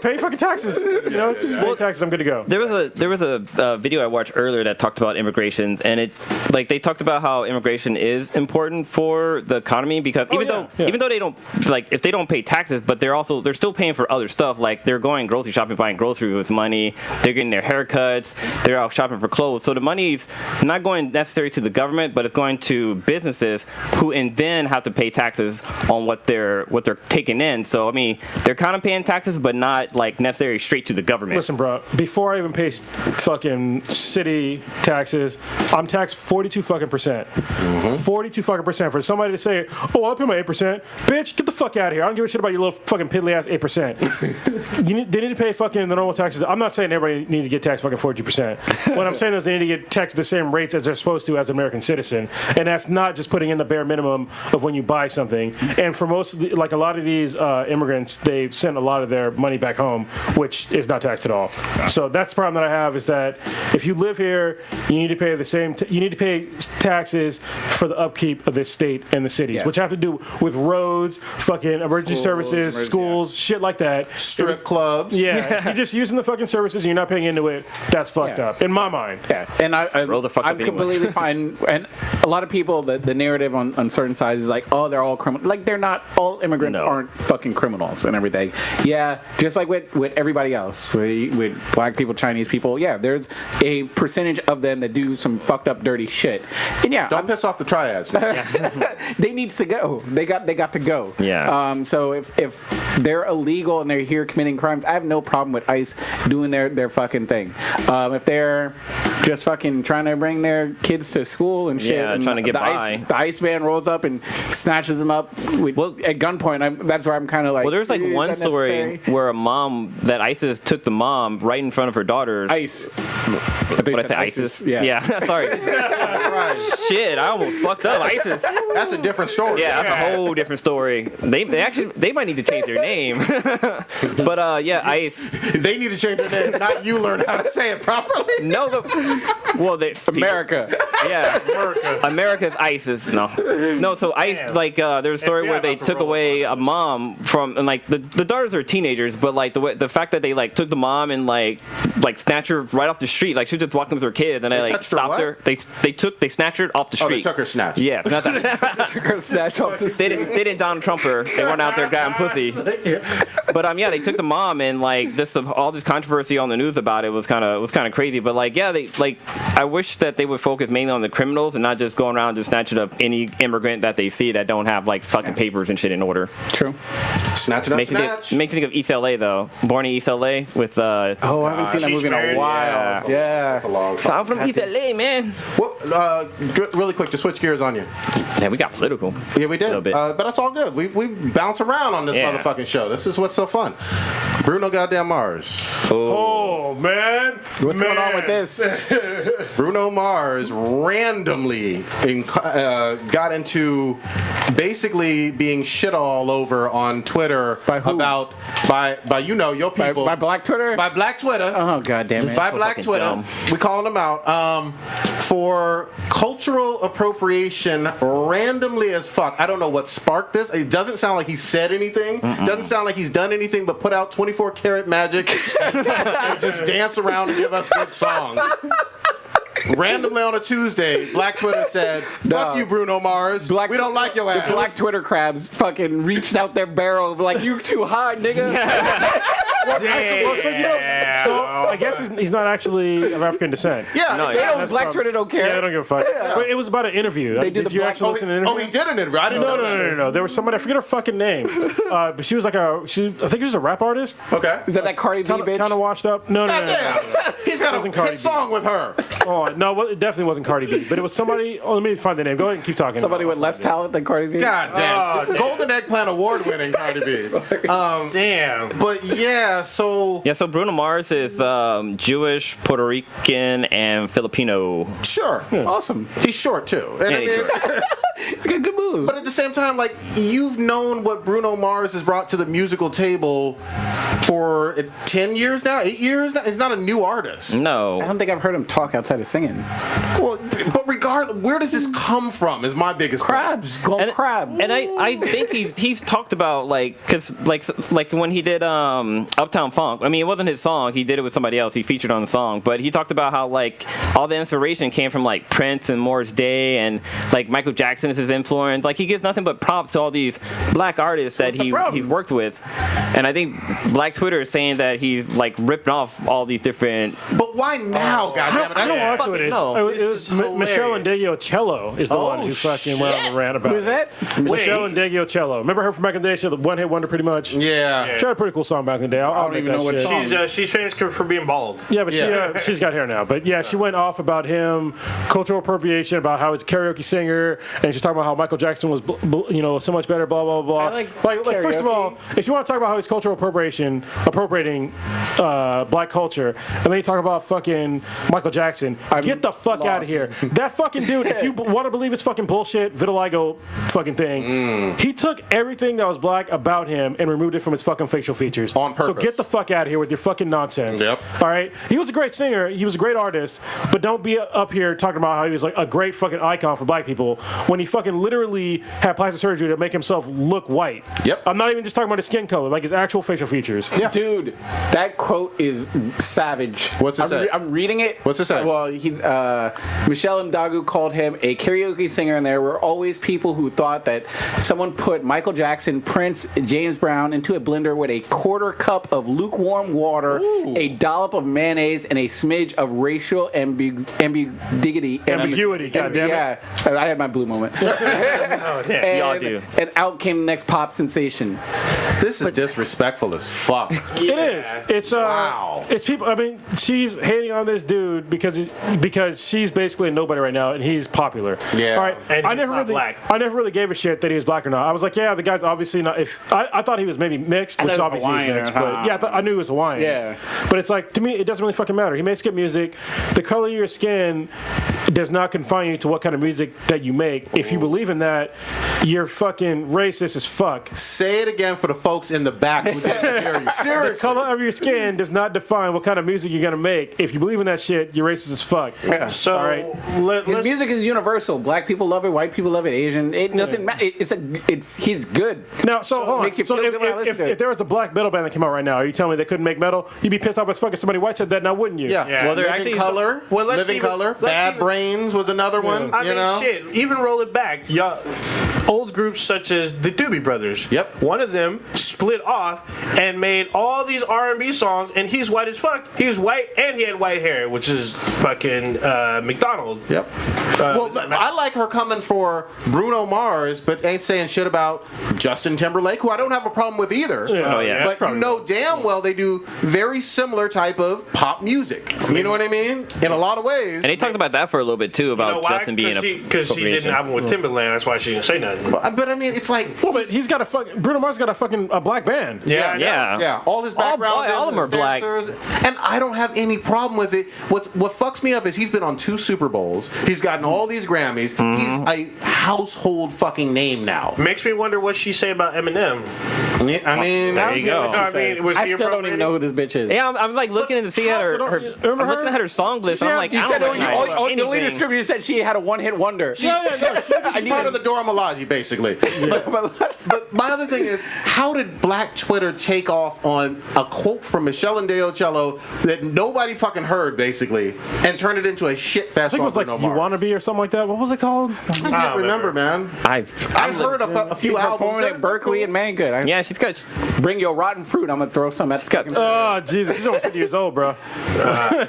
Damn, holy So shit. looks like there's some celebrities, I need a black song celebrities that that she be came to singing. Bruno Mars' defense, like Charlie Wilson. Charlie Wilson, one of the tell him who he is. Charlie Wilson's he was the frontman voice of one of the best R&B bands, the Gap Band. Yep. He was the lead singer. And then if you don't know who the Gap Band is, and if you listen to Snoop refers to him as Uncle Charlie Wilson. Hell yeah. He gets props though. I mean, like, again, I'm not a huge Bruno guy. She was born in goddamn fucking Germany, man. See, What the? That's okay. I'm pretty sure she's American, but get out of here with this. It's Teddy just Riley's backing up. am I thinking of a different singer here? Jesus Christ. I don't know I who think she that's her. is. she had one That's hit. her, right? She had one hit. I don't. Dude, I hit? have no fucking clue who this chick don't is. know. I know who it is. Who she Who's this? I know. I've heard one of her songs Yeah, I before. know. I heard albums. radio. I can't remember them. I can't remember them from the life of me. But I know 24 Karat Magic. I do know that.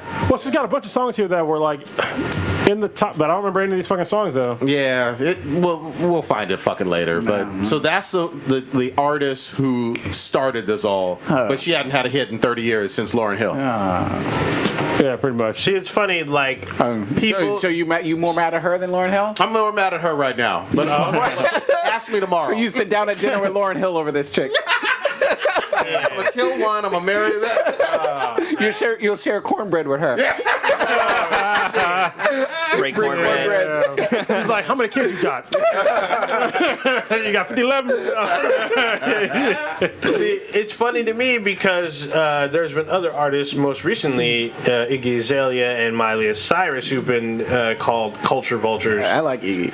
But I mean, it was different with Miley because she tried to be like, oh, it was fun hanging with this quote unquote group.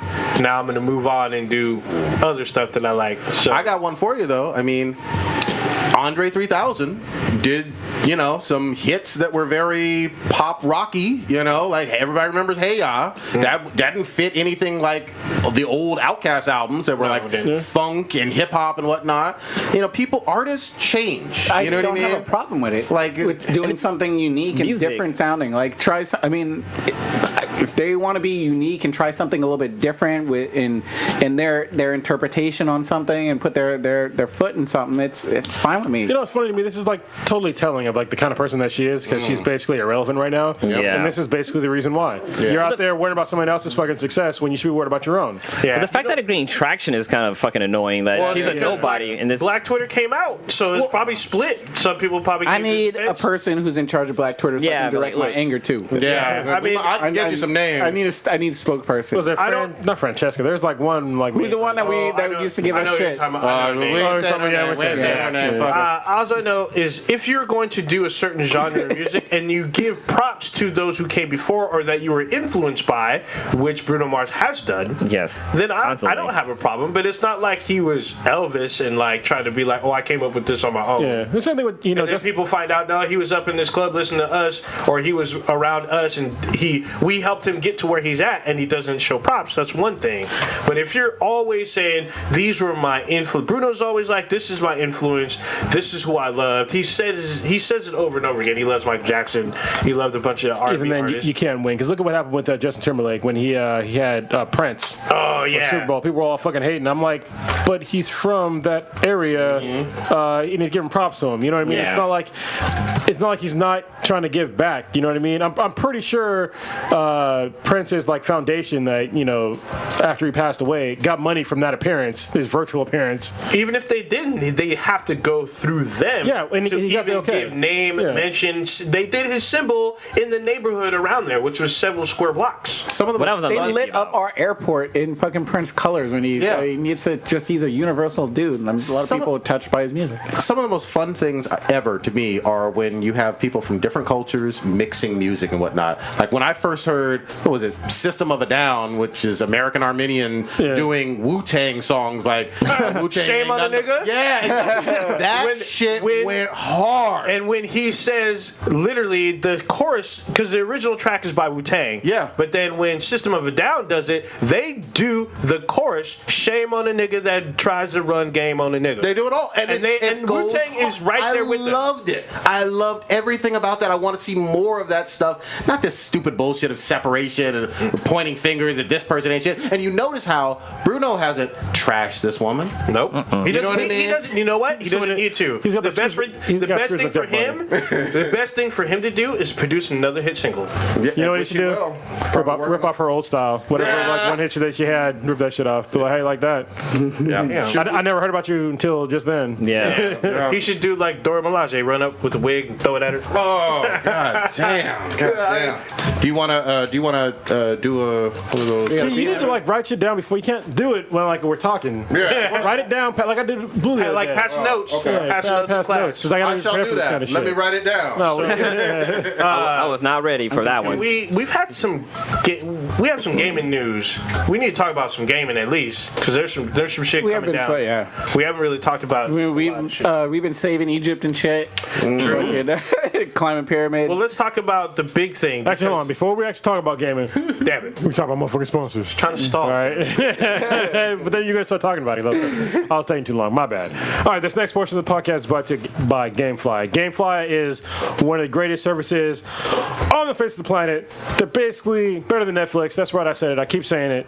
What they do is they're a monthly subscription service. They're like a gaming rental service to where you pay them a monthly fee and they send you a game You can make a list of games. Say you want to play like Far Cry 5, Xenoblade Chronicles 2, Destiny 2, Better Go Survive, but you don't want to pay, I don't know, $200 for all them games. And some of the games you might not like Destiny 2. So you go to GameFly. Mass Effect. You give them, Mass Effect. You give them a list of the games that you want to play, and they send you the game that's on your list, and you play it, and then you send it back, and after you send it back, they send the next one that's on your list. It's great. You never, there's never any late fees as long as you're paying for your monthly subscription. Say you like a game a lot and you want to keep it, you can. They'll charge you for a used game fee. I think they send you the box too, and you keep the game, and they'll send you the next game that's on your list. Say you don't have a console, they got you covered. They have streaming services now with Fire TV, with the smart TVs like the Samsung Smart TV, the LG Smart TVs, and there's a few other ones too as well, where they can stream to you your games. It's pretty dope. They also have movies that they can send to you, so like Blu-rays and stuff like that. So it's pretty dope service. There's some games that are coming out that we're looking forward to. I think number one on the list right now is Far Cry 5 because it comes out like next week. No, 2 weeks from now. Yep. Well, does it say that Burnout Paradise comes out tomorrow? I thought it was already out. It's the remaster, right? Yeah. At least for the HD, Xbox. whatever. Yes, it does. Okay. Comes out tomorrow. So, yeah, that game is. If you're a trophy whore like me, get that game because when you start the car, you get a trophy. Yeah. And many more come after that. Yes, so, exactly. yeah, it's a racing game. By the way. Use your blinker. Trophy. Yeah. That's awesome. I just love crashing billboards. So. Yeah. Star Wars Last Jedi, which is Star Wars The Last Jedi, which is a movie, comes out at the end of the month, the 27th. So that's a good movie to watch. Also, games that are coming out soon. Let's see. Well, Monster Hunter already came out. God of War. God of War will be coming out. MLB The Show for sports fans out there. Ni no Kuni. 2, right? Yeah, Ni no Kuni 2. Yeah. And then I'm sure later this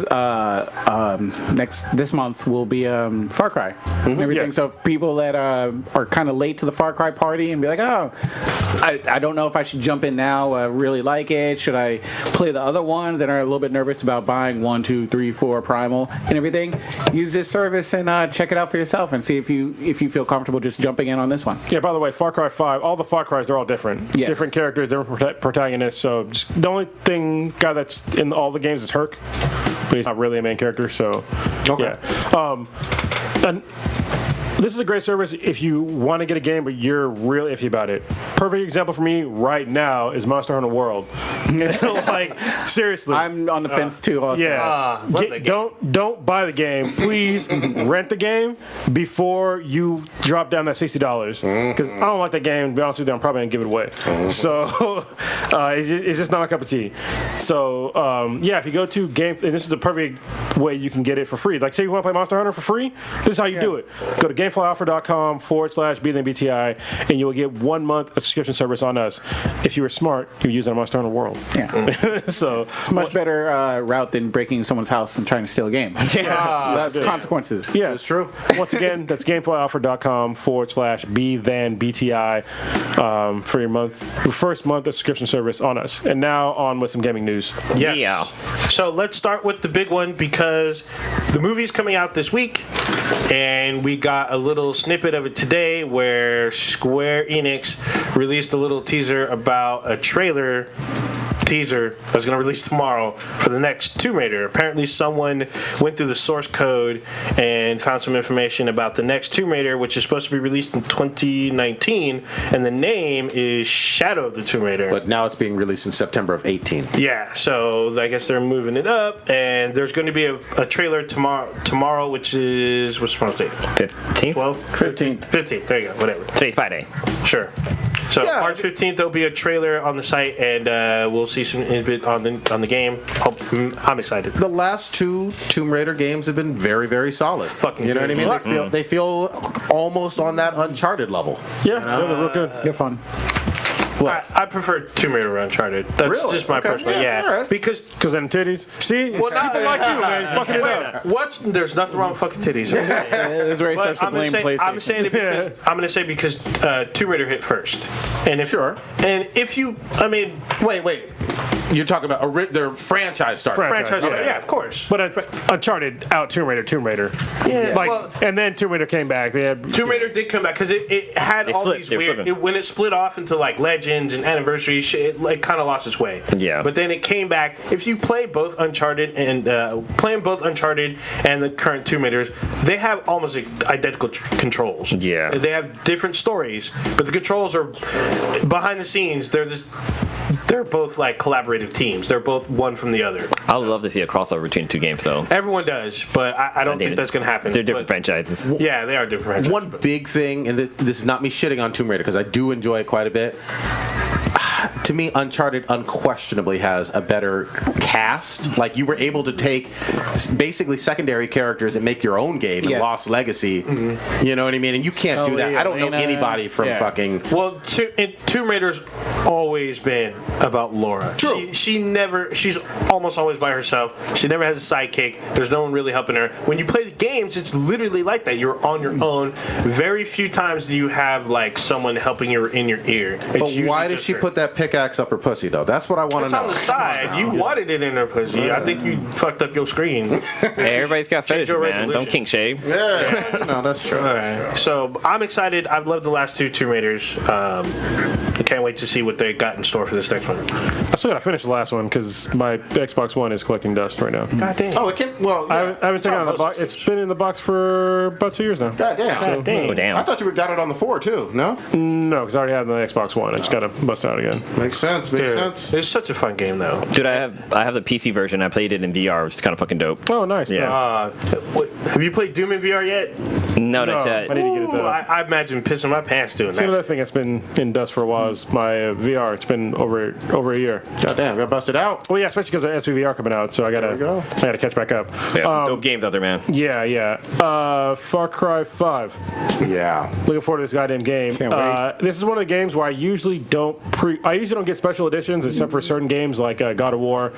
But this one I got the gold edition because it came with the DLC, and the DLC comes with Far Cry 3 remastered, plus their DLC, which looks pretty dope, and some other extra crap. So They got I like the fact that they have a DLC plan at launch. Like, Yeah. there's 3 distinct DLC. You know, they look large. You know what I mean, or they sound large or whatever. Like something with arachnids or spiders on the moon. Something with zombies.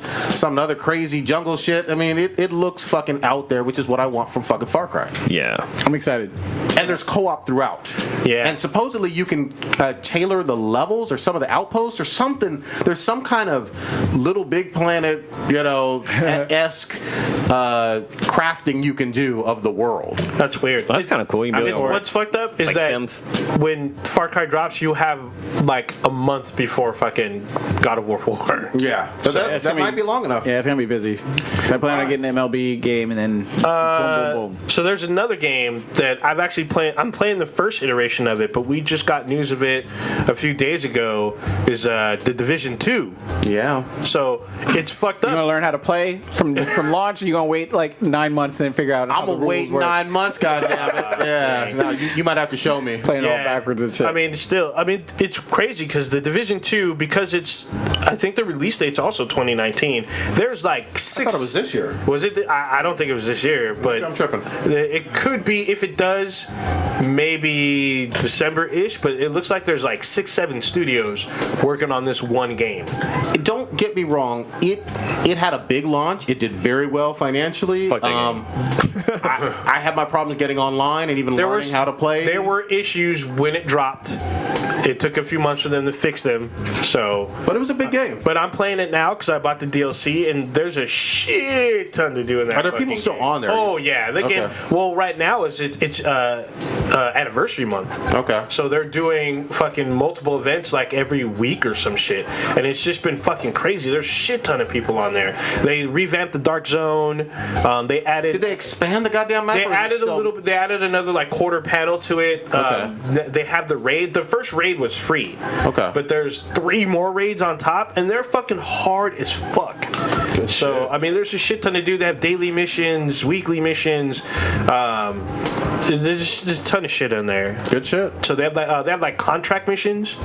So it's a bunch. Oh, and they just recently, if you have the game, the 1.8, they added for free like a horde mode. So it's an endless wave mode where you get a bunch of shit. You can activate like what they call shade tech, where it helps you fight like endless waves. There's boss waves and shit. It's fucking crazy. Good shit, man. Good shit. Yeah, I won the lottery. It's pretty great. How much did you win? Like $3. Yeah. Shit. It's first time ever. Like I never actually won anything in the lottery. I barely even played the lottery. Yeah. But it's like $400-something million. You gotta try. Like fucking why not? Gotta Yeah. play to win. I got the Powerball I thought twice. you were annoyed with Mr. Taxman. Now you. You're inviting Taxman to come fuck you up some more. Well, if I'm a fucking millionaire, I don't give a shit. I know where to hide my money. A big news for Super Smash, right? Yeah, Super Smash Brothers coming back to the Switch.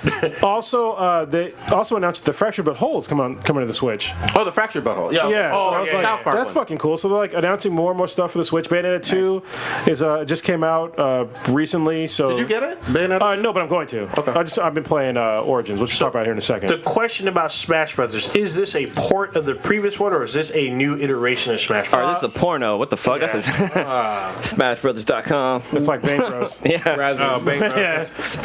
I don't know. It should be new. I don't think it's gonna be a port. Yeah, because I don't think there hasn't been a new one out for a while now. So. I thought they put one on the Wii U, right? Yeah, I thought there was one on Wii That was a U. while ago. Well, I mean, yeah. Yeah. But I mean, because the Wii U one, the Wii U one was at EVO and instead of Marvel vs. Capcom Infinite. I was like, God damn. That's fucking crazy. But yeah, they're gonna. Switch keeps announcing more and more games that are not traditional Nintendo games. Usually, when you think of Nintendo, you're thinking of like non-violent games that are pretty safe. Kids can play it. Mario Zelda. Yeah, I think they learned their lesson now that they're like, hey, we're putting fucking Doom on there, L.A. Noire. They're putting on Fractured But Whole, all those other games, Bayonetta. Like Skyrim? Yeah, Skyrim is on there. So yeah, I mean, Bethesda's all over that shit. So I think they're Nintendo Wait, finally did going we in the right find out? direction. Did we they find drop- out if Doom is coming to the Switch or Yeah, no? it's already on. Yeah. Okay. But I think, speaking of Bethesda, I thought they were dropping Wolfenstein 2, right? Isn't that I don't know if it is. It's going to be like kind of dumb. Well, so Doom's kind of dumbed down too, but as far as graphics goes, but Yeah. it's fine. But I thought they were doing that. So what did you have the bet with him or was it the professor? I won with the professor. Okay, and how's that shaping up? I forget who know. had what side from what I in have terms to of go sales. back. Let me go back to him. Okay, Yeah. he was trying to say what that the Switch would make more than the I thought Wii, it was. I think it was Interesting. first year versus the Wii And Okay. yes, it's on the Switch. for the Wolfenstein 2. Yeah. Well, I'm right now. Just Oh, did wait. it. Go ahead. Is it out yet, or is Sorry, it coming hold on. soon? Hold fuck on. Coming in 2018, so it's Okay, coming. so coming soon. Yeah. So I'm seeing on Amazon right now that Bayonetta 2 it comes with a physical copy of the game, but you also can download a digital version of Bayonetta 1. The first It's one, kind of, yeah. yeah, the first one. But it's kind of cool that they have more adult game, like they have L.A. Noire on for Oh the yeah, I Switch. saw that about it. Trolls, which I don't know what that's about. The Troll and I. But they have Batman Telltale games that are on there too, because that game is fucking brutal as fuck. I'm playing through that right now, and I Yeah. am liking that quite a fucking bit. I still need to finish. But go ahead. Crowder shooting us. Assassin's Creed, goddamn it, Origins. Okay. God damn, their DLCs are no fucking joke. I played through the hidden ones, which is basically the start of Assassin's Creed, which is their DLC has it, but that's when they actually like start getting bureaus and shit like that. And but then this other, because in the hidden ones, which came out a little while ago, it's 5 years after Origins, but the one that just came out like yesterday or today. Holy shit! It's called The Curse of the Pharaohs or some shit like that. First of all, it's fucking huge. Like I thought it was really big, but then like I found like this like a whole section of tombs, and the tombs transport you to a different world. Oh shit! And that world is big. Damn. So I'm just like, what the fuck? And they're all different. Damn. Yeah. And they all have like their different enemies and shit, and like they have some new enemy types. So that's pretty dope. And they also have like different kind of like super hard like mini bosses. Like you have like the Falake before, and then the Shadow of the Scarabs, and this one they have the what they call like the Cursed Pharaohs or some shit like that. They'll pop up randomly on the maps, and they'll just start killing civilians and anything that's around them. God damn. And you have to get to them and kill them to get stuff. I'm not gonna tell you what, but if you don't do it in time, you just miss out. And so, but the thing is that some of them are kind of easy, but some of them can kind of fuck you up. Like they'll kill you in like 2 hits. Yeah. So yeah. Are you playing this on hard now? I don't know what level I put it on, but I mean, they can fuck me up. Yeah. So I remember like there was a couple times where I saw like enemies where they had like just it didn't even tell me their level, just like red skulls on their head. And I was just like, well, I guess I'm fucked. So yeah, I've killed a couple of guys that had the red skulls, but it's pretty fucking hard. Like you don't want to do it because you get hit like you get once, twice, you're dead. You're fucked. Yeah. I remember in Destiny, there's like on the first map, there's like this like cave that you can go down into, and like if you went into there and you were like just starting the game, there was like some like level 50 guys in there, and you didn't know because you just fucking was just like scouting and stuff like that. But you go in there, instant fucking death. Get in here. I'm really loving it, and I think it really is a good testament to saying like the not putting out a game like every fucking year and just recycling it, because we saw people started to get tired with like Unity, and then the other one that was in Paris and London. Yeah, Paris and London. I'm glad that they took the time, and this came out 2 years after. Yeah. So and it's just so in depth, and they got rid of all the bugs that were plaguing the previous game. It's just hold on, it's so deep. Even though you said that, the DLC crashed on me today. But anyway, all right, I haven't gotten that far yet. First time it ever crashed on me ever. That's all right. Yeah, but I'm just like, I was like, oh, fuck it, I'm hopping my camel, go to Giza, and next thing you know, I'm like, everything's there ready to fuck me up. I'm like, nope, back to this little fucking water village over here. I was like, let me earn my way over there. But it's fun.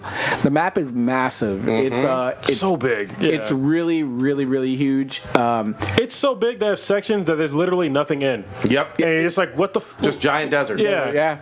And I sort of, it reminds me of like how I normally play Far Cry, where like, all right, let me just go for the next couple minutes. It'll end up being like hours, but let me just go unlock fucking parts of the map where I can unlock the quick travel and everything. I'll be like, all right, if I need to get back here, that way I don't have to take the hour-long camel ride out to the middle of the desert. But you gotta be careful though, because every now and again you might come across some guys that'll fuck you up. They'll fucking chase you. I'll see a caravan. I'm like, oh shit, I do need some wood.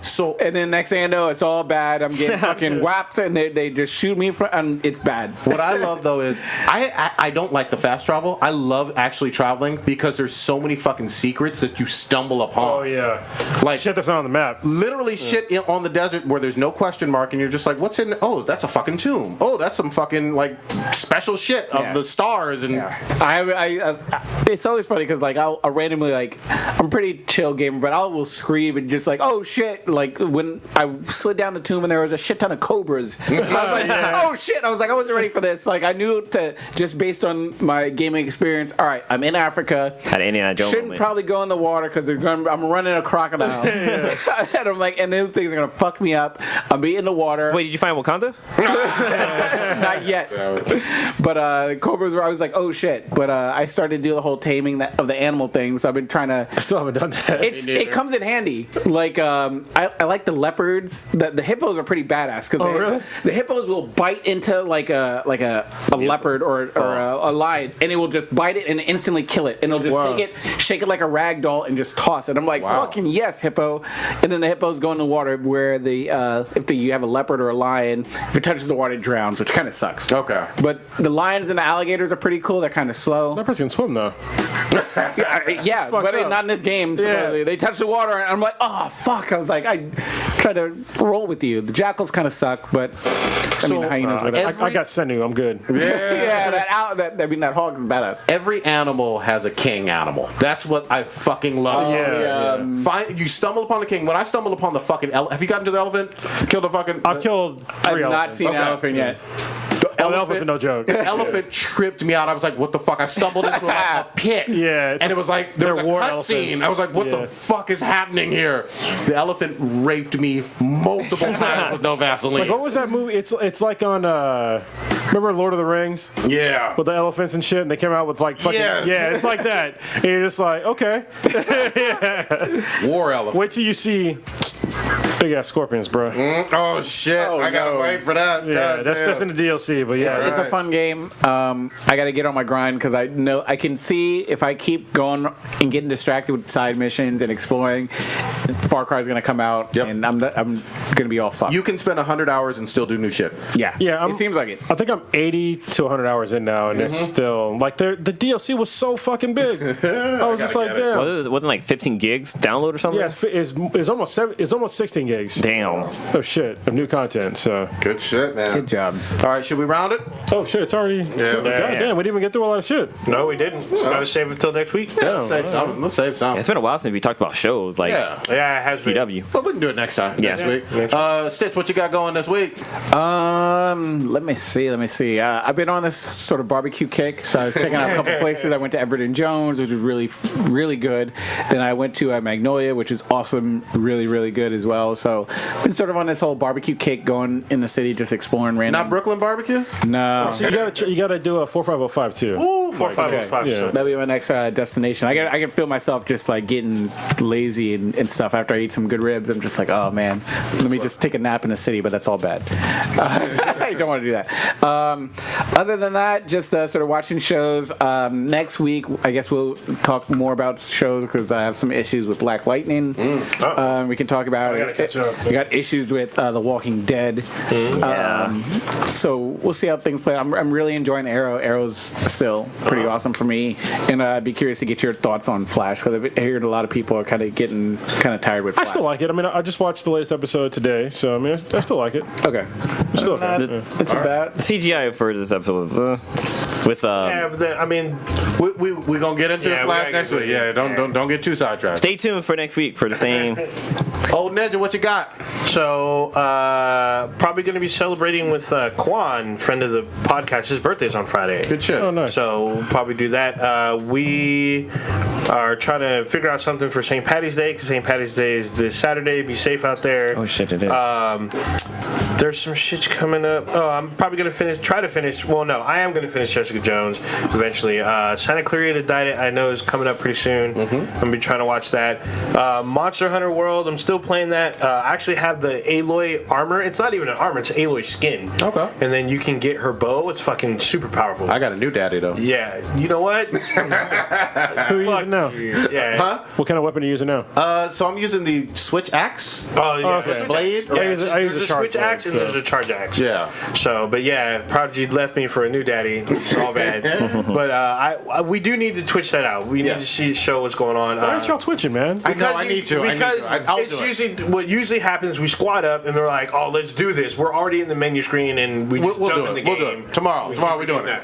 Don't You say gotta the Twitch on button? ECO. Yeah. I cannot. Oh, that's Yeah, you know why I can't That's right. twitch. That's right. Yeah. Monster Hunter World actually updates this week with the new monster and I guess some tweaks and I think a new area. Okay. So Are they gonna fix the game though? From not the being game's shitty. actually pretty decent. I mean, I know it's not your cup of tea, but it's been one of Capcom's most successful games. It's sold well. I think of all time. And there's more DLC coming. You'll be able to play as Dante. You'll be able to play as Sakura and Ryu, and Mega Man's coming soon. All right. So some Capcom legends. Yeah, so it's gonna be cool. I'm playing that. Other than that, I think that. Oh, pro tip: if you want to get games cheap, go to Toys R Us. Oh, well, they're shutting down. Yeah. Yeah. Or you can go to GameFly. I'm just. Lou, what you got? This weekend I got a new toy that I'm playing with. So I got my Infinity QX60 that I'm trying to learn how all the buttons. There's a lot of buttons in there. I'm trying to figure out what all the buttons do. So I'm gonna be playing around with that. But yesterday, the Sweetness and I went to go check out this band called Nothing But Thieves, and dude, they were a really good fucking rock band. I was gonna ask like, who you went to go see because I didn't know. Yeah, well, because they weren't the headliners; they were the second opening act. But we were mainly there just she's the one I wanted to see them, so we just saw them and just fucking left. Like Damn. they were playing at the Fox Theater, but yeah, like the band was really good, and like I've heard their songs on the radio, and I actually went onto Amazon and started listening to their album, and their album is actually really fucking good, and it's kind of cool because they have two albums. They have or they have two versions of the same album. One has a white girl on there, and the deluxe edition has a black chick on there, but they're posed the same. So I just think it's really cool that they did this kind of artwork on there. Cool. But so we did that yesterday. This weekend I'm gonna be hanging out with some friends. We're doing like a game night, doing board games. Hey, you see how none of us are invited? You see that bullshit? Yeah, fuck you. Not as friends. It's a different group of friends. Yeah, fuck you. Wait, hold on. We're not bougie enough for you. Yeah. Are they white? I was invited. I can't just invite other people. We gonna crash. Exactly. We gonna show up and act real hood. Fuck your game night. But I'll be catching up on. I'm gonna watch Jessica Jones and finish up on Voltron. I'm like a few episodes into the new season. So good. It's only 6 episodes. And I'm kind of iffy about this, but I do want to check out that movie on Netflix called Veronica, which is supposed to be like super fucking scary. It's Guillermo del Toro. Oh, good. I'll watch anything with him. Well, like people are saying, apparently, like people can't get through the first 30 minutes of it. Like it's so fucking scary. Like it's like old school fucking scary. I saw fucking Human Centipede 2. Don't even tempt me. But yeah, I'm gonna try to watch that because I like scary movies, so I'm gonna try to watch that. But yeah, that's about it. Cronus, what you got? All right, so we also have another event coming up that we're gonna schedule with a cigar and whiskey night. So we're gonna do it with John, the creator of Love and Warren. Who was on last week. It was an awesome podcast. You haven't listened? One of our best. Yeah, we had so much fucking fun. Yeah. So Ooh, I'm sporting Love and Warren shirt right now. Yeah. Dude, I was wearing mine when I got into a car I had accident. mine yesterday on. Maybe at the end of the month, maybe the 30th. No, we If can't. Not, because it's Friday. We can't do the 30th. Why not? We'll be at WonderCon. No, you won't. No, the 23rd. Dude, bro, come on. Well, you said the end of the month. 30th. Yeah, well, that's WonderCon, isn't it? No. Jesus. God damn it! No, the WonderCon's next weekend. Oh, okay. The Shit. 30th is the next weekend. He gonna be in Anaheim. Yeah, that was the wrong weekend. I'm leaving the next day, but at the 30th I'll be here. So we'll talk about offline, but probably the 30th. That could work. We'll do that. What? Nothing. I can't. I'll tell you up there. Okay. So Can't do the 30th. obviously you can't do the 30th. Y'all can't do the 30th. We can't. No, Okay. I can't. Yeah, we'll talk about I don't know what it is, but All right. So we're gonna schedule fucking. well, there's a dramatic pause. yeah, okay. Audio. Yeah. He's looking at something. And where that place is going to happen at. Yeah, it's that area is pretty frequent for those places. Things happen. Anyway, Oh. Okay. This ain't good radio. Yeah. Keep going. All right. Well, it'll be on a different day. So, yeah, we'll schedule that out. We have a bunch of cons coming up. WonderCon, fucking Fanime comes Yeah, up hopefully. later. Silicon Valley Comic Con. Yeah, which I will not be that's at, like but you guys 2 will be weeks at after that. WonderCon. Yeah. San Francisco Comic Con. This is Comic Con. So we got con seasons coming up. We're gonna be at a bunch of them. We'll let you all know. We have most of our events are on our Facebook page. Yep. So you'll see those, and you can meet us in person. Yeah, and tweet at us too. I mean, Yeah. you know. One more quick thing for me. Atlanta season 2 is fucking started, and that's fucking great. Is that with your lemon pepper wings? The Lemon Pepper Wing show that had me rolling because it had Cat Williams talking about something called Florida Man, which is God. just every guy in Florida who does Remind foul me next shit. week to talk about Cat Williams. 'Cause Okay. I Does tried to he watch show his up? comedy thing. It was bad. Yeah, fuck what you talk about. What Does you he show up as a pimp named Slipback or Well, not? he plays himself basically. Who is a pimp named Slipback. Be the Beginning, which we will get into next week. Shit. Great anime. Hopefully you'll finish it, and we can. Are you finished with it? I'm on 6. I'm not quite. Oh, done. I'm further than you, bro. Yeah. I'll check that out this weekend. Yeah, but I'll finish. I'll definitely finish this weekend because it's only 10 episodes. You don't even know what Reggie's are yet. No, I don't. And never forget, Darling in the Franks. Got to catch up on that shit. Even John from Love and Warren was talking about that. And Ash vs. Evil Dead is fucking back. God damn it. Shit. I'm behind. We will be deep up in WonderCon. We'll Next have the week after or next week, but after our episode next week. Cannot wait for that. We'll do some interviews. We'll cover it. So that's the 23rd, right? 23rd. All right. Something like Friday, that. Saturday, Sunday. Take us out. All right. That's why I did all that work.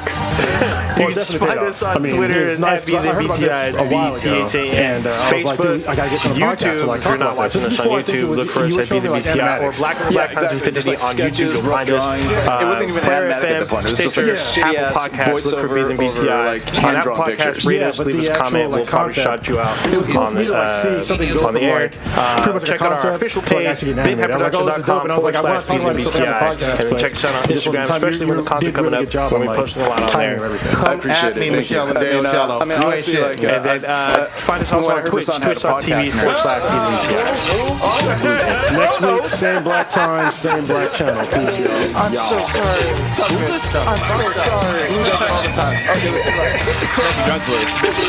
Old Ninja, Stitch, Prodigy. Now, you have like a weird ass name. Like, it's like Cthulhu and Prodigy. Yeah. CP. Yeah. Well, I call you Prodigy. So, but, yeah, I mean, it's.